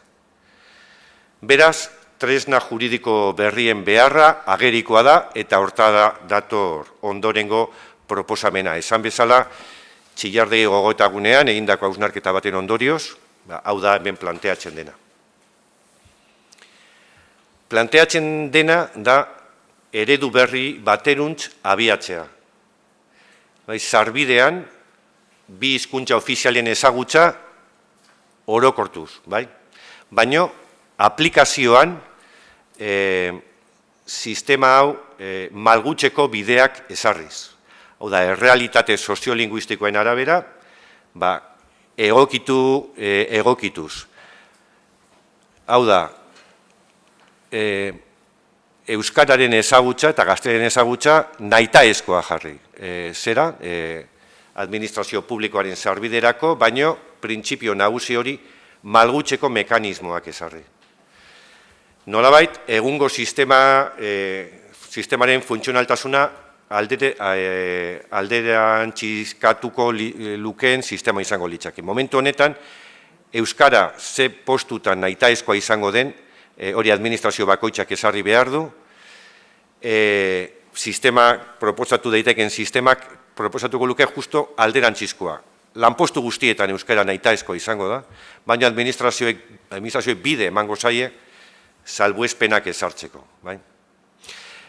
Hau egiteko, bide bikoitza izango litzateke, hemen proposatzen dena, batetik, legegintza ekimen puntual bat egitea, gakoetatik bat, hau da, Euskal Enplegu Publikoaren legearen aldaketa puntual bat, proposatuko litzateke, batetik, esan bezala, funtzio publikorako sarbidean, bi hizkuntza ofizialen ezagutza orokortuz. Galizian edo Katalunian aplikatzen den sistema gurera ere ekarriz. Beti ere, lanpostu bakoitzak duen funtzioetara egokitutako hizkuntza maila izango litzake. Eta bestetik, administrazio publikoei bide emango litzaieke arau orokor hori salbuesteko. Inguru abar, soziolinguistikoak edo hizkuntza plangintzarako tresnetan zehaztutako beste irizpideak kontutan hartuta. Salbuespenak ezartzeko muga, nolabait, derrigortasun indizearen aplikazioaren emaitza izango litzateke. Funtsean beraz, gauzak ez liateke errotik aldatuko, baina printzipioetan erabat.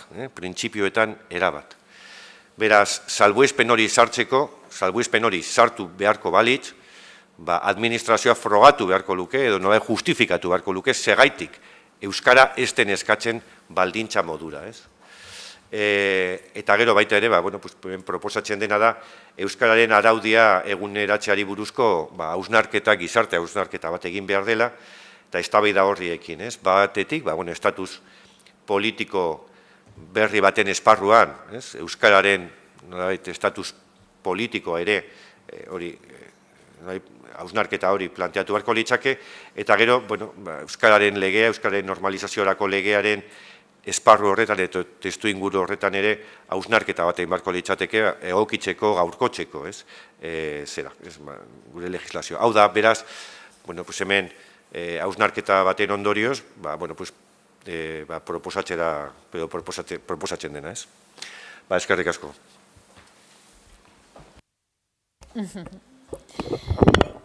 Bueno, eskerrik asko zuri ere Inigo.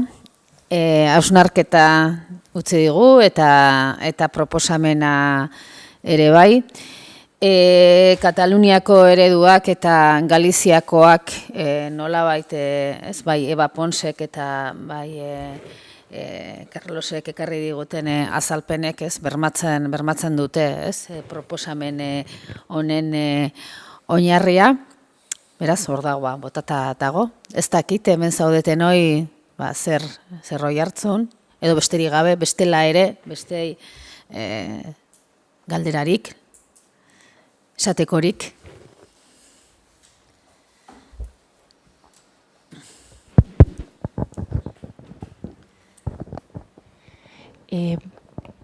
Piztuta dago? Bai.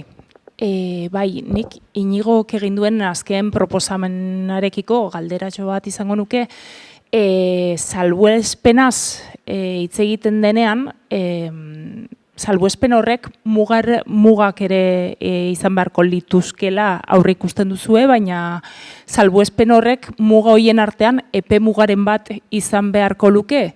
Ze, karo, pixka bat ez, kontuan izan da egun dugun egoera, salbuespen izan daitezkeen lanpostu kantitate handi batekin aurki gaitezke, batik bat argudiatu dezaketelako agian herritarrarekin harreman zuzena edo lehiatilako harreman hori ez dutela, azken sentetziak ere hortik joan izan direlako. Ez dakit aurre ikusten duzun muga hoien barnean epe muga bat ere aurre ikustearena. Bai, hori egia esan lantzeko dago, guzti hori lantzeko dago eta landuko da. Bai, salbuespenak ezin daitezke nolabait, behin betiko bihurtu hori hala da. Hemen egiten den planteamendua da nolabait orokortzea euskararen ezagutza eta gero kasuan kasu justifikatu daitezken salbuespen horiek administrazio bakoitzak ezar ditzala. Gauza da, momentu honetan hortara proposamenak egiten duen oinarrizko planteamentua izango litzateke, gaur egun prezeptibitate indizetik edo indizeak markatzen dituen zerak, hortik hori muga orokor modura ezarri, eta baina aztertzekoa da, ze noraino izan ditekeen hori, salbuespen horiek. Gauza da, naturala da Galizian, Katalunian eta Europan naturala da hizkuntza ofizialen ezagutza nahitaezkoa izate administrazio publikoko zerbitzari izateko. Eta hori ez da, hemendik kanpora, ez da zalantzan jartzen, ez? Apurat hori izango litzateke ideia, ez? Beraz hau, honek planteatzen duena, salbuespenen kasu hori planteatzen duena transizio baterako bidea, ez? Eta kasu hori lotu beharko litzateke, kontseiluak eta sindikatuen arteko, itun horretan aipatzen den horrekin, ez? Epe muga batekin eta erabateko euskalduntzea, epe muga baten barruan ezartzeko, konpromiso eta zera horrekin, ez? Hori, lantzeko izango litzake.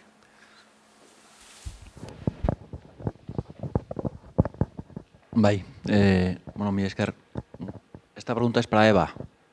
Un poco has comentado antes que, aunque el Tribunal Constitucional en la sentencia del 31 del 2010 firmó bastante el desarrollo jurídico del concepto de lengua propia, eta bertan berezko hizkuntzaren kontzeptua pixka bat airean geratu dela. Eta oraindik ere horrek ibilbide bat egin beharko luke.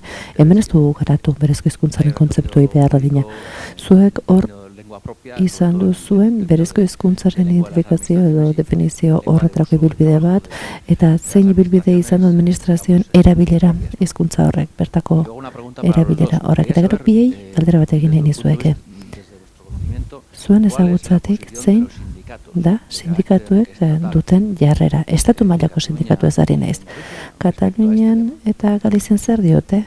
Sindikatuek honen inguruan iruditzen zaitor kontra esanak ager daitezkela. Eskerrik asko.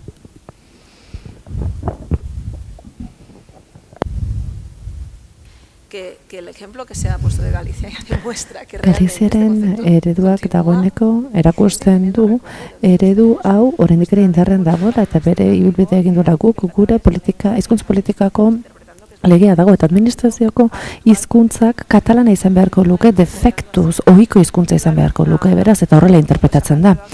Baina hemen galdetu da ze ondorio dakarren epai horrek hau da autonomia estatutuaren estatus horrek izan ere esaten zen estatutuan ezin zitekela bi hizkuntza ofizialen desorekarik sortu, baina horrek ez du esan nahi, bertako administrazio funtzionamentuak bertako hizkuntzak ez duela, zer guztiak, eta hori, orain arte ikusi dugu ez da, konstituzioak onartzen dituen marginen barruan sartzen da, estatutuko marginen barruan sartzen da interpretazio hori. Egoera hau egia da, konplexua dela, baina oraindik ere ulertzen da erabilera hizkuntza katalana eta tokiko neurrian katalanaren erabilerarako neurriak martxan daude eta jartzen dira eta hizkuntza politikoak ere bai. Epaiak esaten duenean administrazioko hizkuntza erabilera, administrazioen barne erabilera horretan hemen ez da interpretatu beharrik gaztelania edo katalana lehentasunezko izan daitekeen edo ez hor 50.10.5 artikuluak gure estatutuan jasotzen du zein den hizkuntza erabilera eta hor uste dut badagoela marginik administrazioko hizkuntza erabilera katalana izateko. Gaztelania baztertu gabe, beti hori izan da dugun muga nagusia, baina hori beti ulertu da horrela eta datuek ere horrela agertzen dute. Baina hor beti egoten dira learen interpretazio ezberdinak edo segurtasun gabeziak izan ere badirudi orain 2015ko lege hori etzen inpugnatu, baina guri bai Occitano eta Nacionalen legea inpugnatu zen lehentasun horrengatik, hau da, hemen, arrazi beregatik, konstituziontzat jo zen eta beste muturreraino joz. Eta hemen batzuetan ez dago arrazitasunetik, ez zen ere bertan agertzen zen elebitunak ziren dokumentuetan, aranesaren legeak zioen, lehenengo aranesaren bertxeko onbertzuk eta azpian egon beharko lukela gaztelaniak eta hor lehentasun printzipio hori zelantza jarri zen. Nik beti pentsatzen dute, berezko hizkuntzaren kontzeptu horrek dagoeneko, badu, eduki juridikoa eta erabilgarria da, eta oraindik ere erabilgarritzat jo beharko genuke. Sindikatuen galderari erantzunez, gure kasuan ez dago oposizio nabarmenik. behar bada justiziaren arloan egon daiteke. Justiziaren arrazonamendurako neurriak hartu direnean hor inpugnazioaren bat egon da, baina tokiko administrazioan, autonomia erkidegoan, generalitatean ez dago oposiziorik sindikatuen aldetik. Dena ez da bikaina ere, hor badago sektore bat, osasungintza, esate baterako eta hor arazoak dauzkagu, behar izana daukagulako, medikoen beharra daukagulako, eta horrazak izan ere, normatiba gozta da, baina gero aplikazioa beste bat da. Eta hor, salbuespen bat egiten da, de facto, baina gainerako esparruetan ez da zelantzan jartzen orain arteko bidea, eta aplikatzen da, araudia. Egia da, batutan autaproba horiek, malguagoak izan direla, baina ez da sindikatuen indarra edo eraginagatik, baizik eta behar izan bat egon delako horiek txertatzeko eta behar bada ez delako beharra dina zorrotz kudeatu. Izan ere, osasungintzan kontuan hartu beharko litzateke, medikuen formazioa, gaikuntza nora den, gero plazak ere eskaini behar dira, eta behar ditugun plaza horiek betetzeko beharra dina mediku behar dugu, azkenean gaia komplexoagoa da.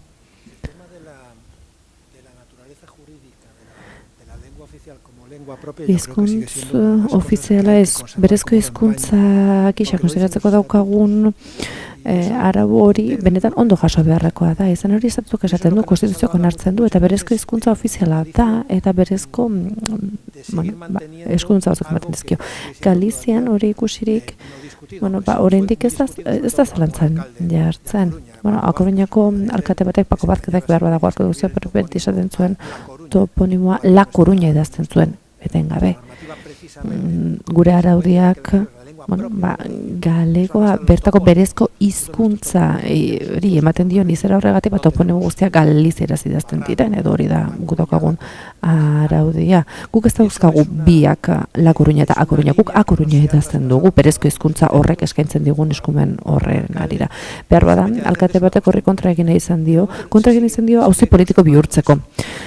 Alde eta guztiz ere oraindik mantentzen dugu lehentasun hori, baina kezkak ere badauzkagu izan ere Alderdi Popularreko hainbat hautagai hasi dira honi bueltak ematen eta pentsatzen Gaztelania Galiziako berezko hizkuntza ere badela kontsideratzen, eta hor kontsentsu bati aurka egiten hasi dira, estatutuko kontsentsu bati, eta Rueda presidenteak bera ere hasi da ideia honi bueltak ematen.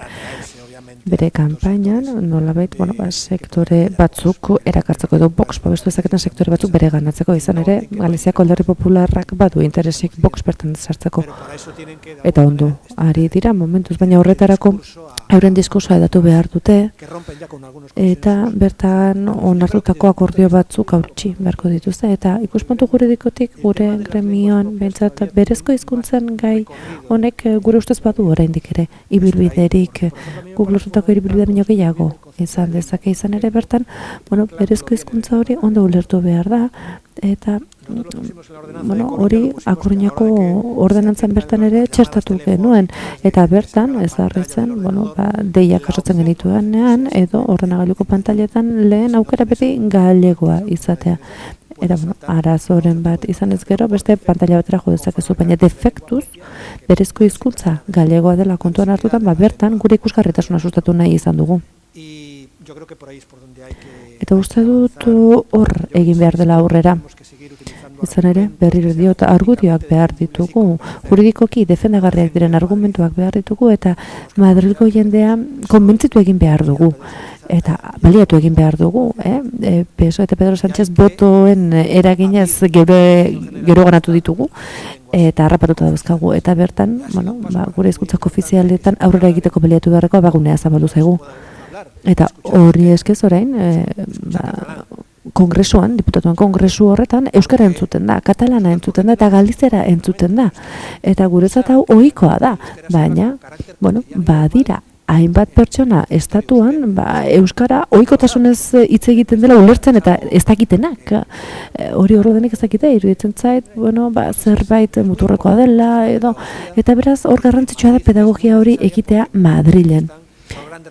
Izan ere, bertan daude estatuko zutaberik nagusienak, eurek erabakiko dute azkenean zein den konstituzioak dion, zer arautzen duen konstituzioak eta zein diren kontuan hartu beharko negak. Sindikotoi begira, zuek Hor, subrogazio klausula horiek dauzkazue kontratu publikoetan, eta hizkuntz klausulo bat sartzen dugunean, hau egokitu egin behar da, behartako hizkuntz plangintza horretara udalerri bakoitzan, eta klausula horietan agertzen baldin bada bertako 20-21 legearen kontsolidazioa, eta bertan nolabait hizkuntza ziurtagiri bat atera beharra, hor jendeak protestatu egiten du, sindikatuak egiten du, eta sindikatuak bete egingo dute langilearen alde, ez da.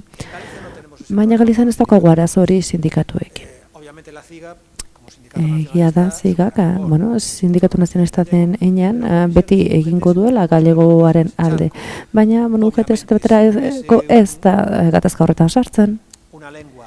Eta hor, balego, ulergarritasuna zailagoa den hizkuntza balitz Galiziera, beste arazo izango genuke. Baina momentu honetan, hautagaitza prozesuetan egia da oso erraz ziurtatzen dela, galegoaren ezagutza, ziurtagiri bat lortzea erraza da. Hemen Euskadiz arazo bat zailagoa da, izan ere gainerako balintzen bezala hor prozesu bat ezar daiteke.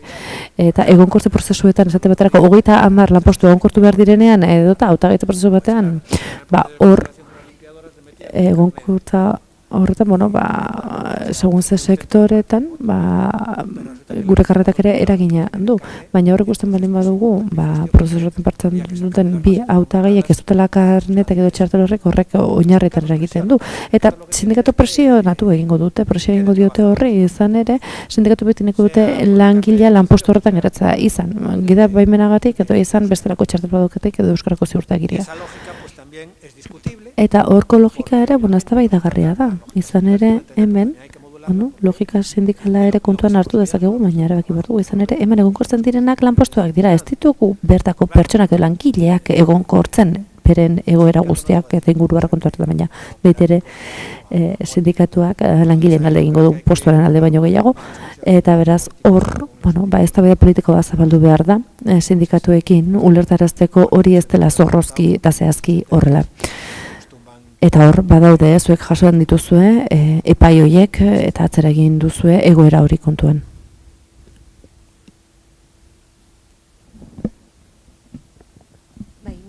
Hori galdetu nahi nioke, agian jakina da, eta ez jakintasunetik da galdera. Bai Galizian da bai Katalunian aipatu dute hizkuntza propioa dela euren, bertako hizkuntza, eta ondorioz administrazioan hori dela lehentasuna. Hori Euskal Autonomia Erkidegaren kasuan ez da gertatzen?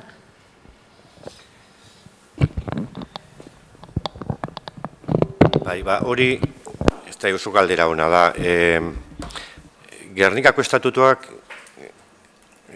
argi dio, Euskal Herriko hizkuntza propioa dela eta ofiziala gaztelarekin batera. Gauza da, Katalunian hizkuntza propioari garapen juridiko bat eman zitzaiola. Garapen juridiko bat eta eragin juridiko batzuk atera zian hortik, ez? Erabilera normaleko hizkuntza izango dela eta Galizian hortik ere ez, jo dute, gure kasuan Euskararen hizkuntza propio, izaera propio ez, berezko hizkuntza horri ez zaio inolako garapenik eman, eta beraz, ez dago. Hor, egiten den planteamentua da, hor, bi plano daude ez, batetik ofizialtasuna eta ofizialtasunaren plano horretan, teorikoki esan daiteke bi hizkuntza berdin ofizial diela, bata ez da bestea baino ofizial dago. Naiz eta gaztearen alde, bete behar bat lotxe zaion, eta horre bai, nolai dakar beste posizio privilegiatu bat, baina ofizialtasunaren klabean biak neurri berekoa dira. Hau da, beraz, hori horrela izanik, nolabait, Euskararen aldeko zera ze ingo litzake, non lortuko genuke palanka berezi bat Euskararen zeran, hizkuntza propioa dela eta Gernikako estatutuak hori zehazten du. Ez beraz, berezkotasunaren izaera horrek bultzata, hortik tiraka, ondorioa izango litzateke gure administrazioetako erabilera normaleko eta orokorreko hizkuntza behar duela izan. Nolabait justifikatzen du, nolabait neurri positibo hori. Hori justifikatzen du, baina hori ez dago garatuta gurean, eta debate hori nik uste planteatu behar dela Euskararen legearen balizko aldaketaren klabean, eta baita ere, estatus politiko berri bat baldin badator, nik uste dut hor, euskara bat toki propioa behar duela izan, eta, bueno, klabe hortan, ez? Bueno, berezko hizkuntza da, eta berezko hizkuntza izanik, ze lotxe zaio, ez? Ze bete behar lotxe zaio euskarari, ez? Hori, bai, debate hori nik uste dut pendiente dagoela, hausnarketa hori egiteko, bai.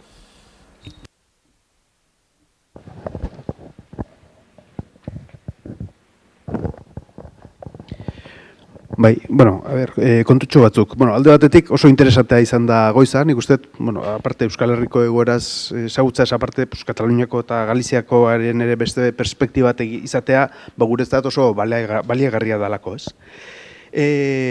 Interesentena, segureski guretzat, proposamen bat plazaratu izana hemen, ez? Aipatzen zuen saioaren hasieran idurrek, egitetik aurrera egiterako bidean jarri behar dugula, eta nik uste dut honek bide ematen digula horretarako, ez? Argi pixka bat ematen digula ustez, ze azkeneko hilabete hauetan, ezintasun puntu batekin ere bagaude denok. Sententziaren gainean, kaleak betetzeko gaitasuna badaukagu, baina horri nola aurre egin behar diogu. Eta guain proposamen badaukagu, behintzat, lanean hasteko eta bide emateko, ez? Oso interesantea iruditzen zait, Euskararen ezagutzaren orokortzearen ideia, uste klabea dela, prozesu honetan bide emateko, eta, ekimen puntual hori ikusi behar, legintza ekimen puntual hori gara daiteken edo ez. Bai uste, hau osatu behar dela. Osatu behar dela, araudi aldetik egin daitezken urratsak, plangintza aldetik egin daitezkenekin batera joan bat dutelako. Ze orain arte izan deun arazoetako bada, lege bat egon badaiteke, baina ez baldin bada hori garatzen, ez baldin badago plangintza bat hori aurrera egin alizateko, ez da pausoik ematen, ez? Eta, uste, kide galekoak ere esplikatzen zula, ez? Legiak eta badaude, baina ez dezer egiten, orduan hor geratzen da kontua. Eta neurri honetan, eta honeki hemendik abiatuta iruditzen zait oso eskongarriak direla, kontseiluak eta sindikatuen artean egindako proposamena, hau da 15 urtetan administrazio euskalduntzekoa, eta honek lege aldetik eman diezaioken babesa. Eta pixkat, hemendik aurrera egiten den lanketan, ikusi beharko nuke, horiek denak nola ustartuko ditugun, planteamendu sendo bat egin ahal izateko. Nire bat adoz nago, iruditzen zait bi horiek, lege aldaketek berez ez daukate inolako ahalmen medikurik, ez, gauzak ez dituzte, baina, eta alde hortatik plangintza hori, eta iruditzen zait, betik gora planteatzen nahi dan, sindikatukiko adostasun honekin, eta 15 urteko zera honetan, eta plangintza bat hortara. Hemen, ideia honek planteatzen duena, nagusiki da, lege aldaketa bat behar dugu, hau da, dekretu aldaketarekin ez da nahikoa, lege aldatu behar dugu, eta sistema aldatu behar da. Beraz, hau da, ez da nahikoa dekretu batekin, dekretuak ez dituzte ez da aipatzen ere, legea, eta lege behar du, formalki lege, eta edukiz ere, planteamentuak irauli behar dira. Ezin gaitzezke lanpostu ibili justifikatzen zehaitik, larregi, gutxi ez. Orokortu eta normalizazioarekin aurrea egin, eta gero, salbuespenena ulertzen hori nik uste pentsatzekoa dela, Baina, aprobat hori plangintzaren nolabait komplementariotasuna erabat, horrekin erabat adoz.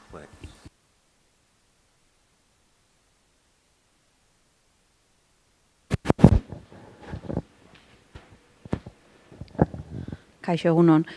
Ni proposamen honi helduta galdera ze bide aurre ikusten dio zuen edo. Hemen gaudenok entzun dugu, prentxan aterako da, eta pentsatu duzue haratago nora, nork, nola, ze epetan... Ez dakit, nik ikuspegi teknikotik eta zerbait hola galdetuzke baino, eta alde hortatik ez dakit, nik uste dut hau,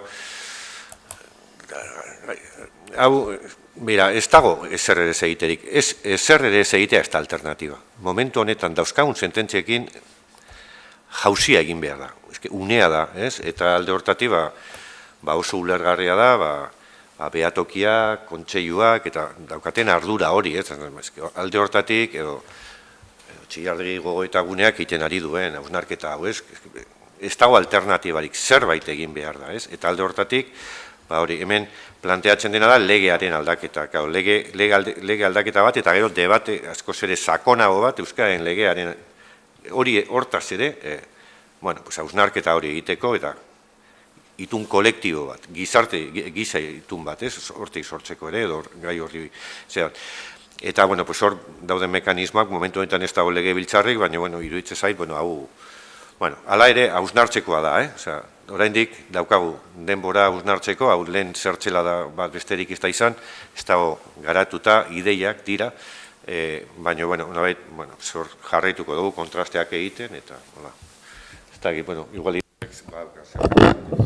Bai, ez da ezer oso garatua, baina nik uste dute honek daukan zailtasunetako bat ez eztabaida politikoa, baizik batalla kulturala bera irabaztea dela, ez? Osea, momentu hontan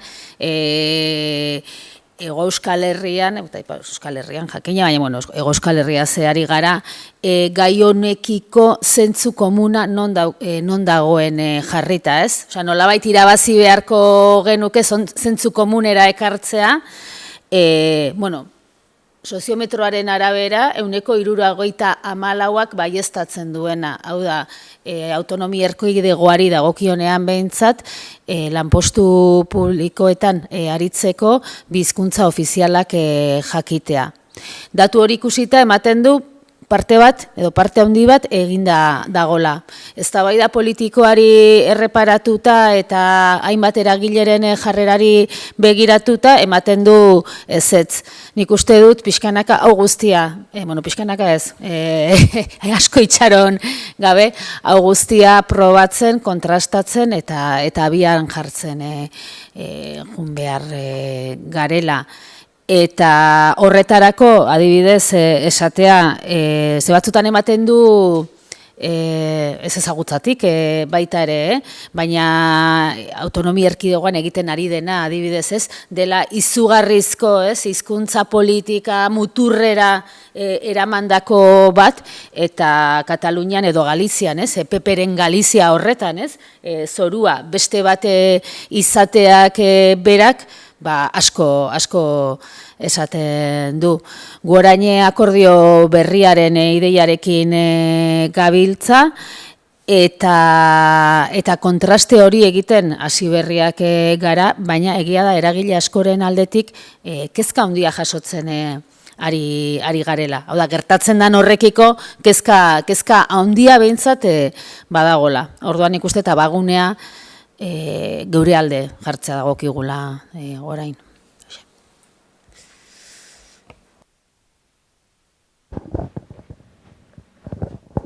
Bai, nik inu gontzako galdera,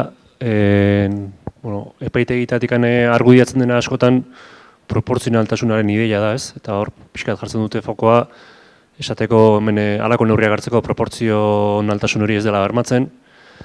Halako proposamen bat aurrera ateratzeko, ez dakit zuk zeuk ze aurrikuspen ikusten diozun epaitegitatik olako artikulatu bat iriberari ere bai esku hartzeko arriskua ikusten den eta zenbaterainokoa, jakinda, aipatu den bezala, halako oinarriak badaudela lehendikan bai Galizian eta bai Katalunian, ez dakit garai horretan olako neurriak hartu zirenean ze proportzionaltasun maila ematen zen ingurune haietan, baina hori, ez dakit aurrekari horrek lagundu diezaguken, edo aitzaki horrek berdin ere jarraitu lezaken honi aurre egiteko garaian, ez? Egia esan, galdera zaila da, ez daukatola gaitasunik, hola erantzuteko, ze... hemen bentaja batekin bai jokatuko genuke, proposamenak aurrera ingo balu, eta da, hemen ez da planteatzen dekretu berri bat egitea, dekretua auzitegi nagusian, errekurtsoak auzitegi nagusian ebatziko liatekelako. Hemen proposatzen dena da lege aldaketa bat. Eusko Legebiltzarreko lege batez gabiltza, eta Eusko Legebiltzarreko legea izanik bere aurkako errekurtsoa planteatu beharko litzateke konstituzio auzitegian, ez? Hori ja beste parametro batzuen arabera, ez? Aztertuko litzatekia konstituzioarekin bateragarria den edo ez. Nik uste dut, Katalunia edo Galizian aplikatzen den sistemaren aurrekari horrek asko duela esaterik. Egia da, Gernikako estatutuak errealitate soziolinguistikoa kontutan hartu behar dela eta esatzen du, ez? Beraz, errealitate soziolinguistikoarekin lotu beharko litzateke lege proposamen hori baita ere, ez? Eta hortara datorra apurua da, nolabait, administrazioei batez haien habilitazio proposamenak planteatzen du, ez? Habilitazio hori, bere ezaugarri soziolinguistikoetara egokitzeko nolabait bete behar orokor hori, ez? Baina hemen planteatzen dena da terminoak iraultzea, ez dadila izan lanpostu administrazioak ez ditzala izan ze lanpostutan izango den euskera nahitaezkoa, ezik eta denetan nahitaezkoa izan, eta batzutan egoeran arabera, edo plangintzaren arabera, neurri epe bajarrita, o dena dalakoa, hori salbuestea, ez? Baina baita ere buruan izanik, proportzionaltasuna gehiago bilatu behar dela lanpostu hori dauzkan funtzioekiko, ez Katalunian egiten den bezala, ez? Eta ez horren beste kopuruak olan kontutan hartuz. Eta, nik uste dut, goera soziolinguistikoarekin lotu beharko litzateke, horren granaje bat egin beharko litzake, baina, nik uste dut, konstituzio auzitegian planteatu diteken errekurtsoak esan beldur gutxiago ematen dit, Euskal Autonomia Erkidegoko auzitegi nagusian planteatu daitekena baino.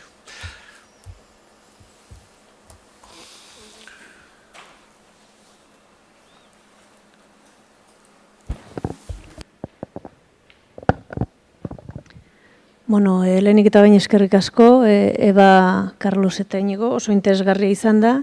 Nik puntutxo bat ekarri nahi nun, igual beste ertz badelako, gu genero eta hizkuntza batzordean ibili garelako aztertzen, legeetan aditu izan gabe eta pixka bat gehiago idurrek aipatzen zuen agian bateia kulturalaren lekutik, baina agian baliagarri diren kontzeptu batzun erabilera, ez da.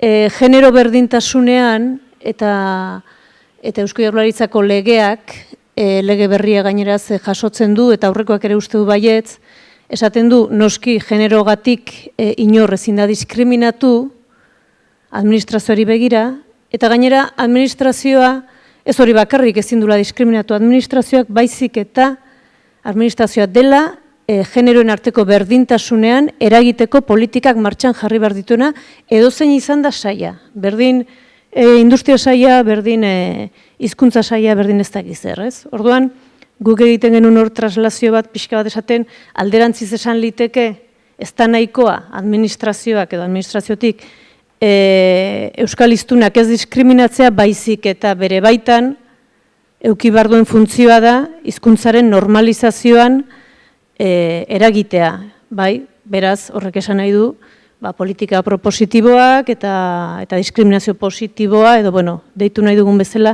egin litekela, ez? Eba Ponsek esan du olako idea bat momentu batean, ez? Administrazioak ere normalizatzaile izan behar dula, ez? Decía Eba, creo que te he entendido que decías que también que la administración también es un elemento importante, por supuesto, de la normalización, no simplemente de la no discriminación. Estaba comentando que, haciendo una comparativa, no soy abogada. Konparatiba bat egin jazen, ni ez naiz ez zuzenbidean abitu ez abokatua, baina genero berdintasun legeak jasotzen du Euskadin, ez diskriminazioa aplikatuko dela genero kasuan, baina horretatik haratago administrazioak edozein esparrutan berdintasun politikak jarri behar dituela martxan. Hau da, ez da nahikoa gure esparruan, industrian esate baterako ez diskriminatzea, baizik eta berdintasun politikak jarri behar dira, abian eta hor klausul batu zehazten dira. Ez dakit hori aplikatu daiteken hizkuntzaren esparruan, nola ikusten duzuzuk?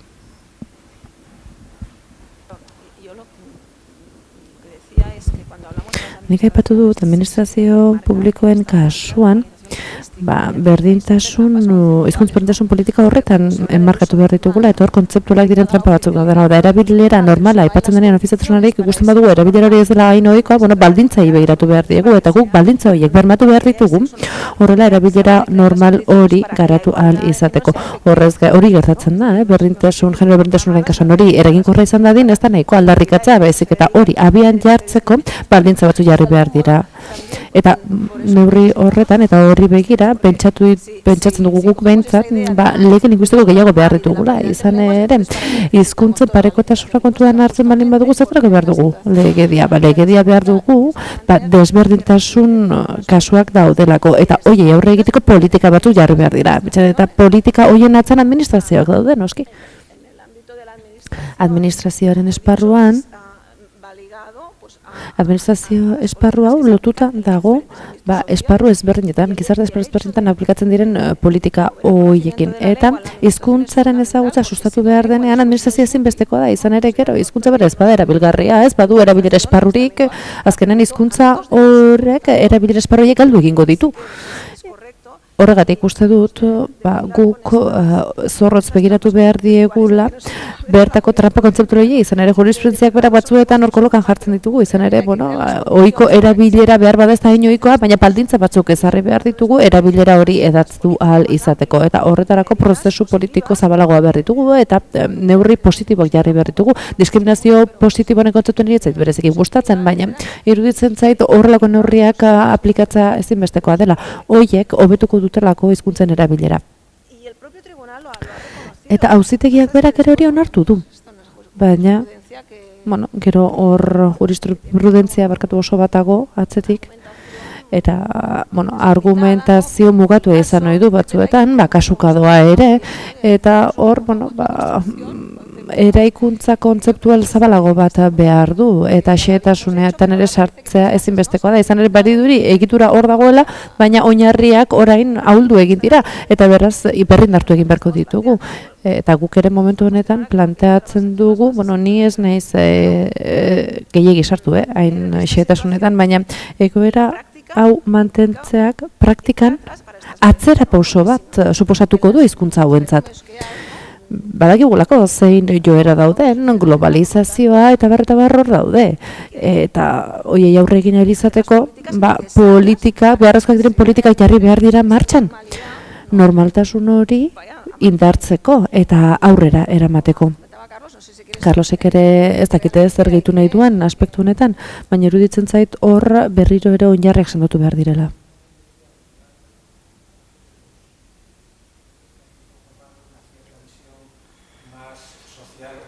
Ez zaigu soinurik iristen, itzulpenarekin jarraitu ahal izateko.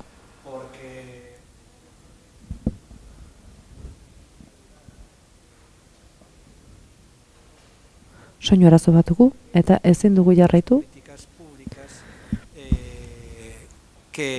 logren que la igualdad de los grupos y las personas y los grupos en que se integran tenga que ser efectiva.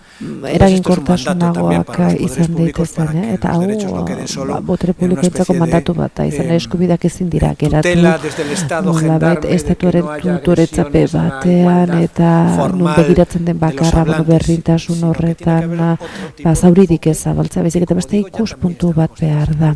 Konstituzio ere hor dago, baina auzitegi konstituzionalak bazter egin die, sarritan hainbat kasuri, eta hasiera batean egia da, diskriminazio positibo hori sustatzen zuela, baina gero perspektiba hori galduz joan da pixkanaka.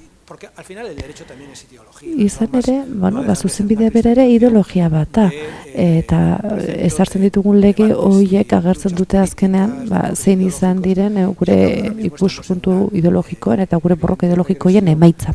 Eta iruditzen zaitu orain atzera bide batean gaudela, eta garai batean onartutako gako ideologiko eta juridiko batzuetan atzera egiten ari garela. Eta orain kontrajarri egiten dira, gizarte eta hiztunen eta bertako pertsona guztien eskubide guztiak, eta badirudi lehen estatuak bermatu behar zituela eskubide guzti horiek, bai norbanakoen eskubideak, bai eskubide kolektiboak ere orain kontrajartzen ari direnak. Eta kontuan hartu behar dugu, hizkuntzara bilera ez dela norbanakoren eskubide bakarra. Izan ere, bi hiztunen arrean hor, ulertez egintasun kasuak harta daitezke, baina hizkuntza eskubide kolektibo bat, eta horrela hartu behar da, nahiz eta batzuei ez gustatu. Eta hemen, esan beharra daukat nik ere atzera pausu horrekiko kezka daukadala. Izan ere badirudi orain, bueno, Espainiako estatua anitza den horretan, hizkuntzak eztabaida politikoaren erdigunean jartzea eta jendea berezi nahi izatea, botoak lortu ahal izateko, horrek oso emaitza txarrak ekarriko dizkigu, bide txarretik eramango gaitu. Eta ni zentzu horretan nahiko ezkorra naiz. Izan ere, dena daukagu, gure optimismo krantziano hori, gure ibilbide militar horretan, militante barkatu horretan, baina ni berez nahiko ezkorra naiz, eta horko atzoko mundu horri begira, François berak ere esaten zuen, indarkeria politikoko lehen kasuetako bat izan zela, Alemaniako alderdi nazionalistak bertako 97ko aprilaren 5 ordentzaren kontra, bertan badeni kondearen kontra, bere izan zen Austro-Hungariako lehen ministroa, eta ordenantza bat egin nahi izan zuen, honek ordenantza linguistiko bat Bohemian, bertako funtzionariek alemanieraz gain txekiera ere hitz egin ahal izan zezaten, baina horrek arazo bat zekarren, izan ere txekiarrek Alemaniako formakuntza jartzen zuten eskolan markatu txekiera, hori hizkuntza gutxi dezalako, baina alemaniarek ez zekiten txekieraz. Eta hor, alemaniarrak ezin ziren funtzionario izan erreforma horrekin. Horixe gertatu zen, eta orain ere horixe gertatzen da, hemen ertzaintzaren kasuetan, ez da? Nola eskatuko diozu euskaraz ez dakien pertsona horiei ikasteko funtzionari izan nahi bat dute. Austrian horixe bera gertatu zen. Eta horrek ikaragarrizko zalaparta sortu zuen, indarkeria politikoa zabaldu zen kaleetan, eta badeni konde honek, Blasimir badeni, baztertu egin zen, izan ere lege horrek, Austro-Hungariako lege hori urratzen zuen, eta gerora gertatu zen, badakizu behar bada horren evoluzioa zen izan zen, baina historiako ataloiek ere gogorarazi behar dira tarteka.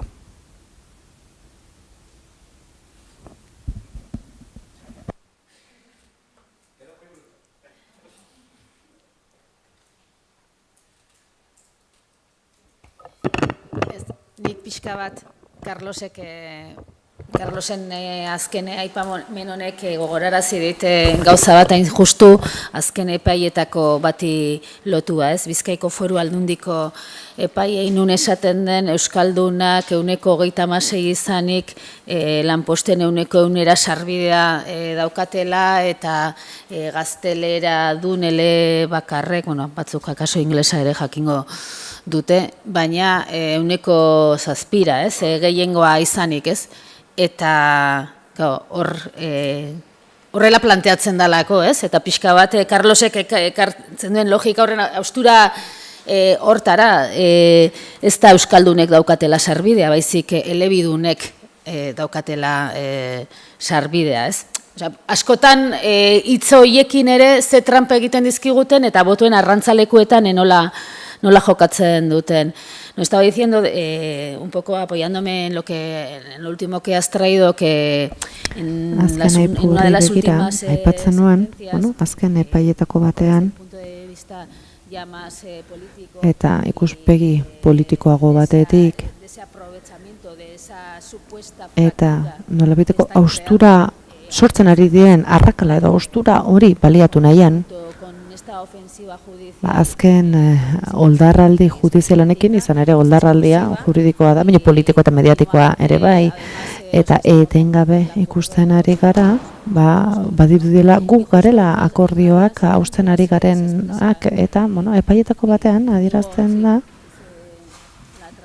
Iñigok ere maigainean jarri du lehen, adierazten da Euskaldunak Bizkaiako poblazioaren herritarren 26% izanik, gero hor matiz asko daude, adina, errealitate soziolinguistiko eta kontuan hartu behar dira, baina orokortu egiten da guztia, eta esaten da, 26% horrek postuen 100%erako irisgarritasuna duela, baina gaztelania riztun horiek, bakarrik postuen 7% eskura dezaketela. Eta hor beharriz egiten dira euskaldunak eta erdal hiztunak edo gaztelaneko hiztunak, baina ez da esaten euskaldunek plazen euneko irisgartasuna duela elebidun izateagatik. Hori ez da aipatzen, izan ere borroka, kontzeptu horietan sartzen da. Bai, horixe. Sí, no, es una construcción total. Sí, bueno, nosotros tenemos algunas sentencias también. Guk ere izan ditugu, gisa horretako epai batzuk. Nik argumentu horiei ikusten diedana da, batzuetan perspektiba galtzen dela. Konparatzen baditugu beste jurisprudentzia linguistiko batzuk, beste herrialde batzuk, hor esparru osoa hartzen da kontuan, printzipio balio guztiak hartzen dira kontuan.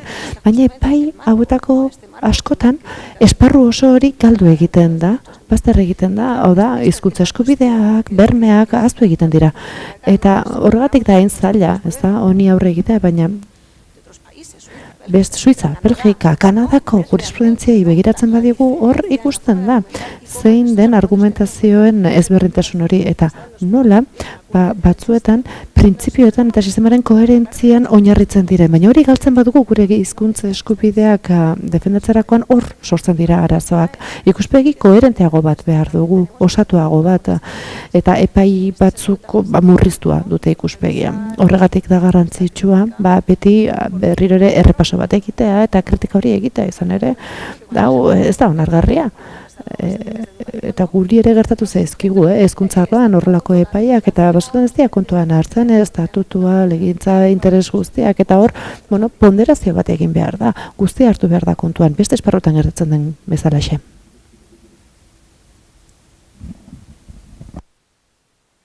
Bueno, besterik ez bada, eskerrik asko denoi, ereduak badauzkagu, ikasi dugu gaur ere pixka bat, eta proposamena ere badaukagu.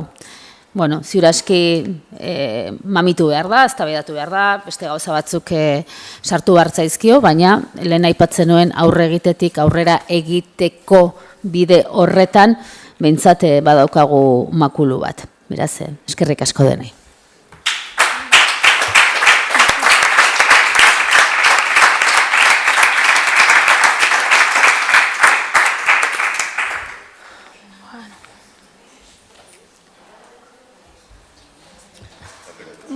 ¿Qué?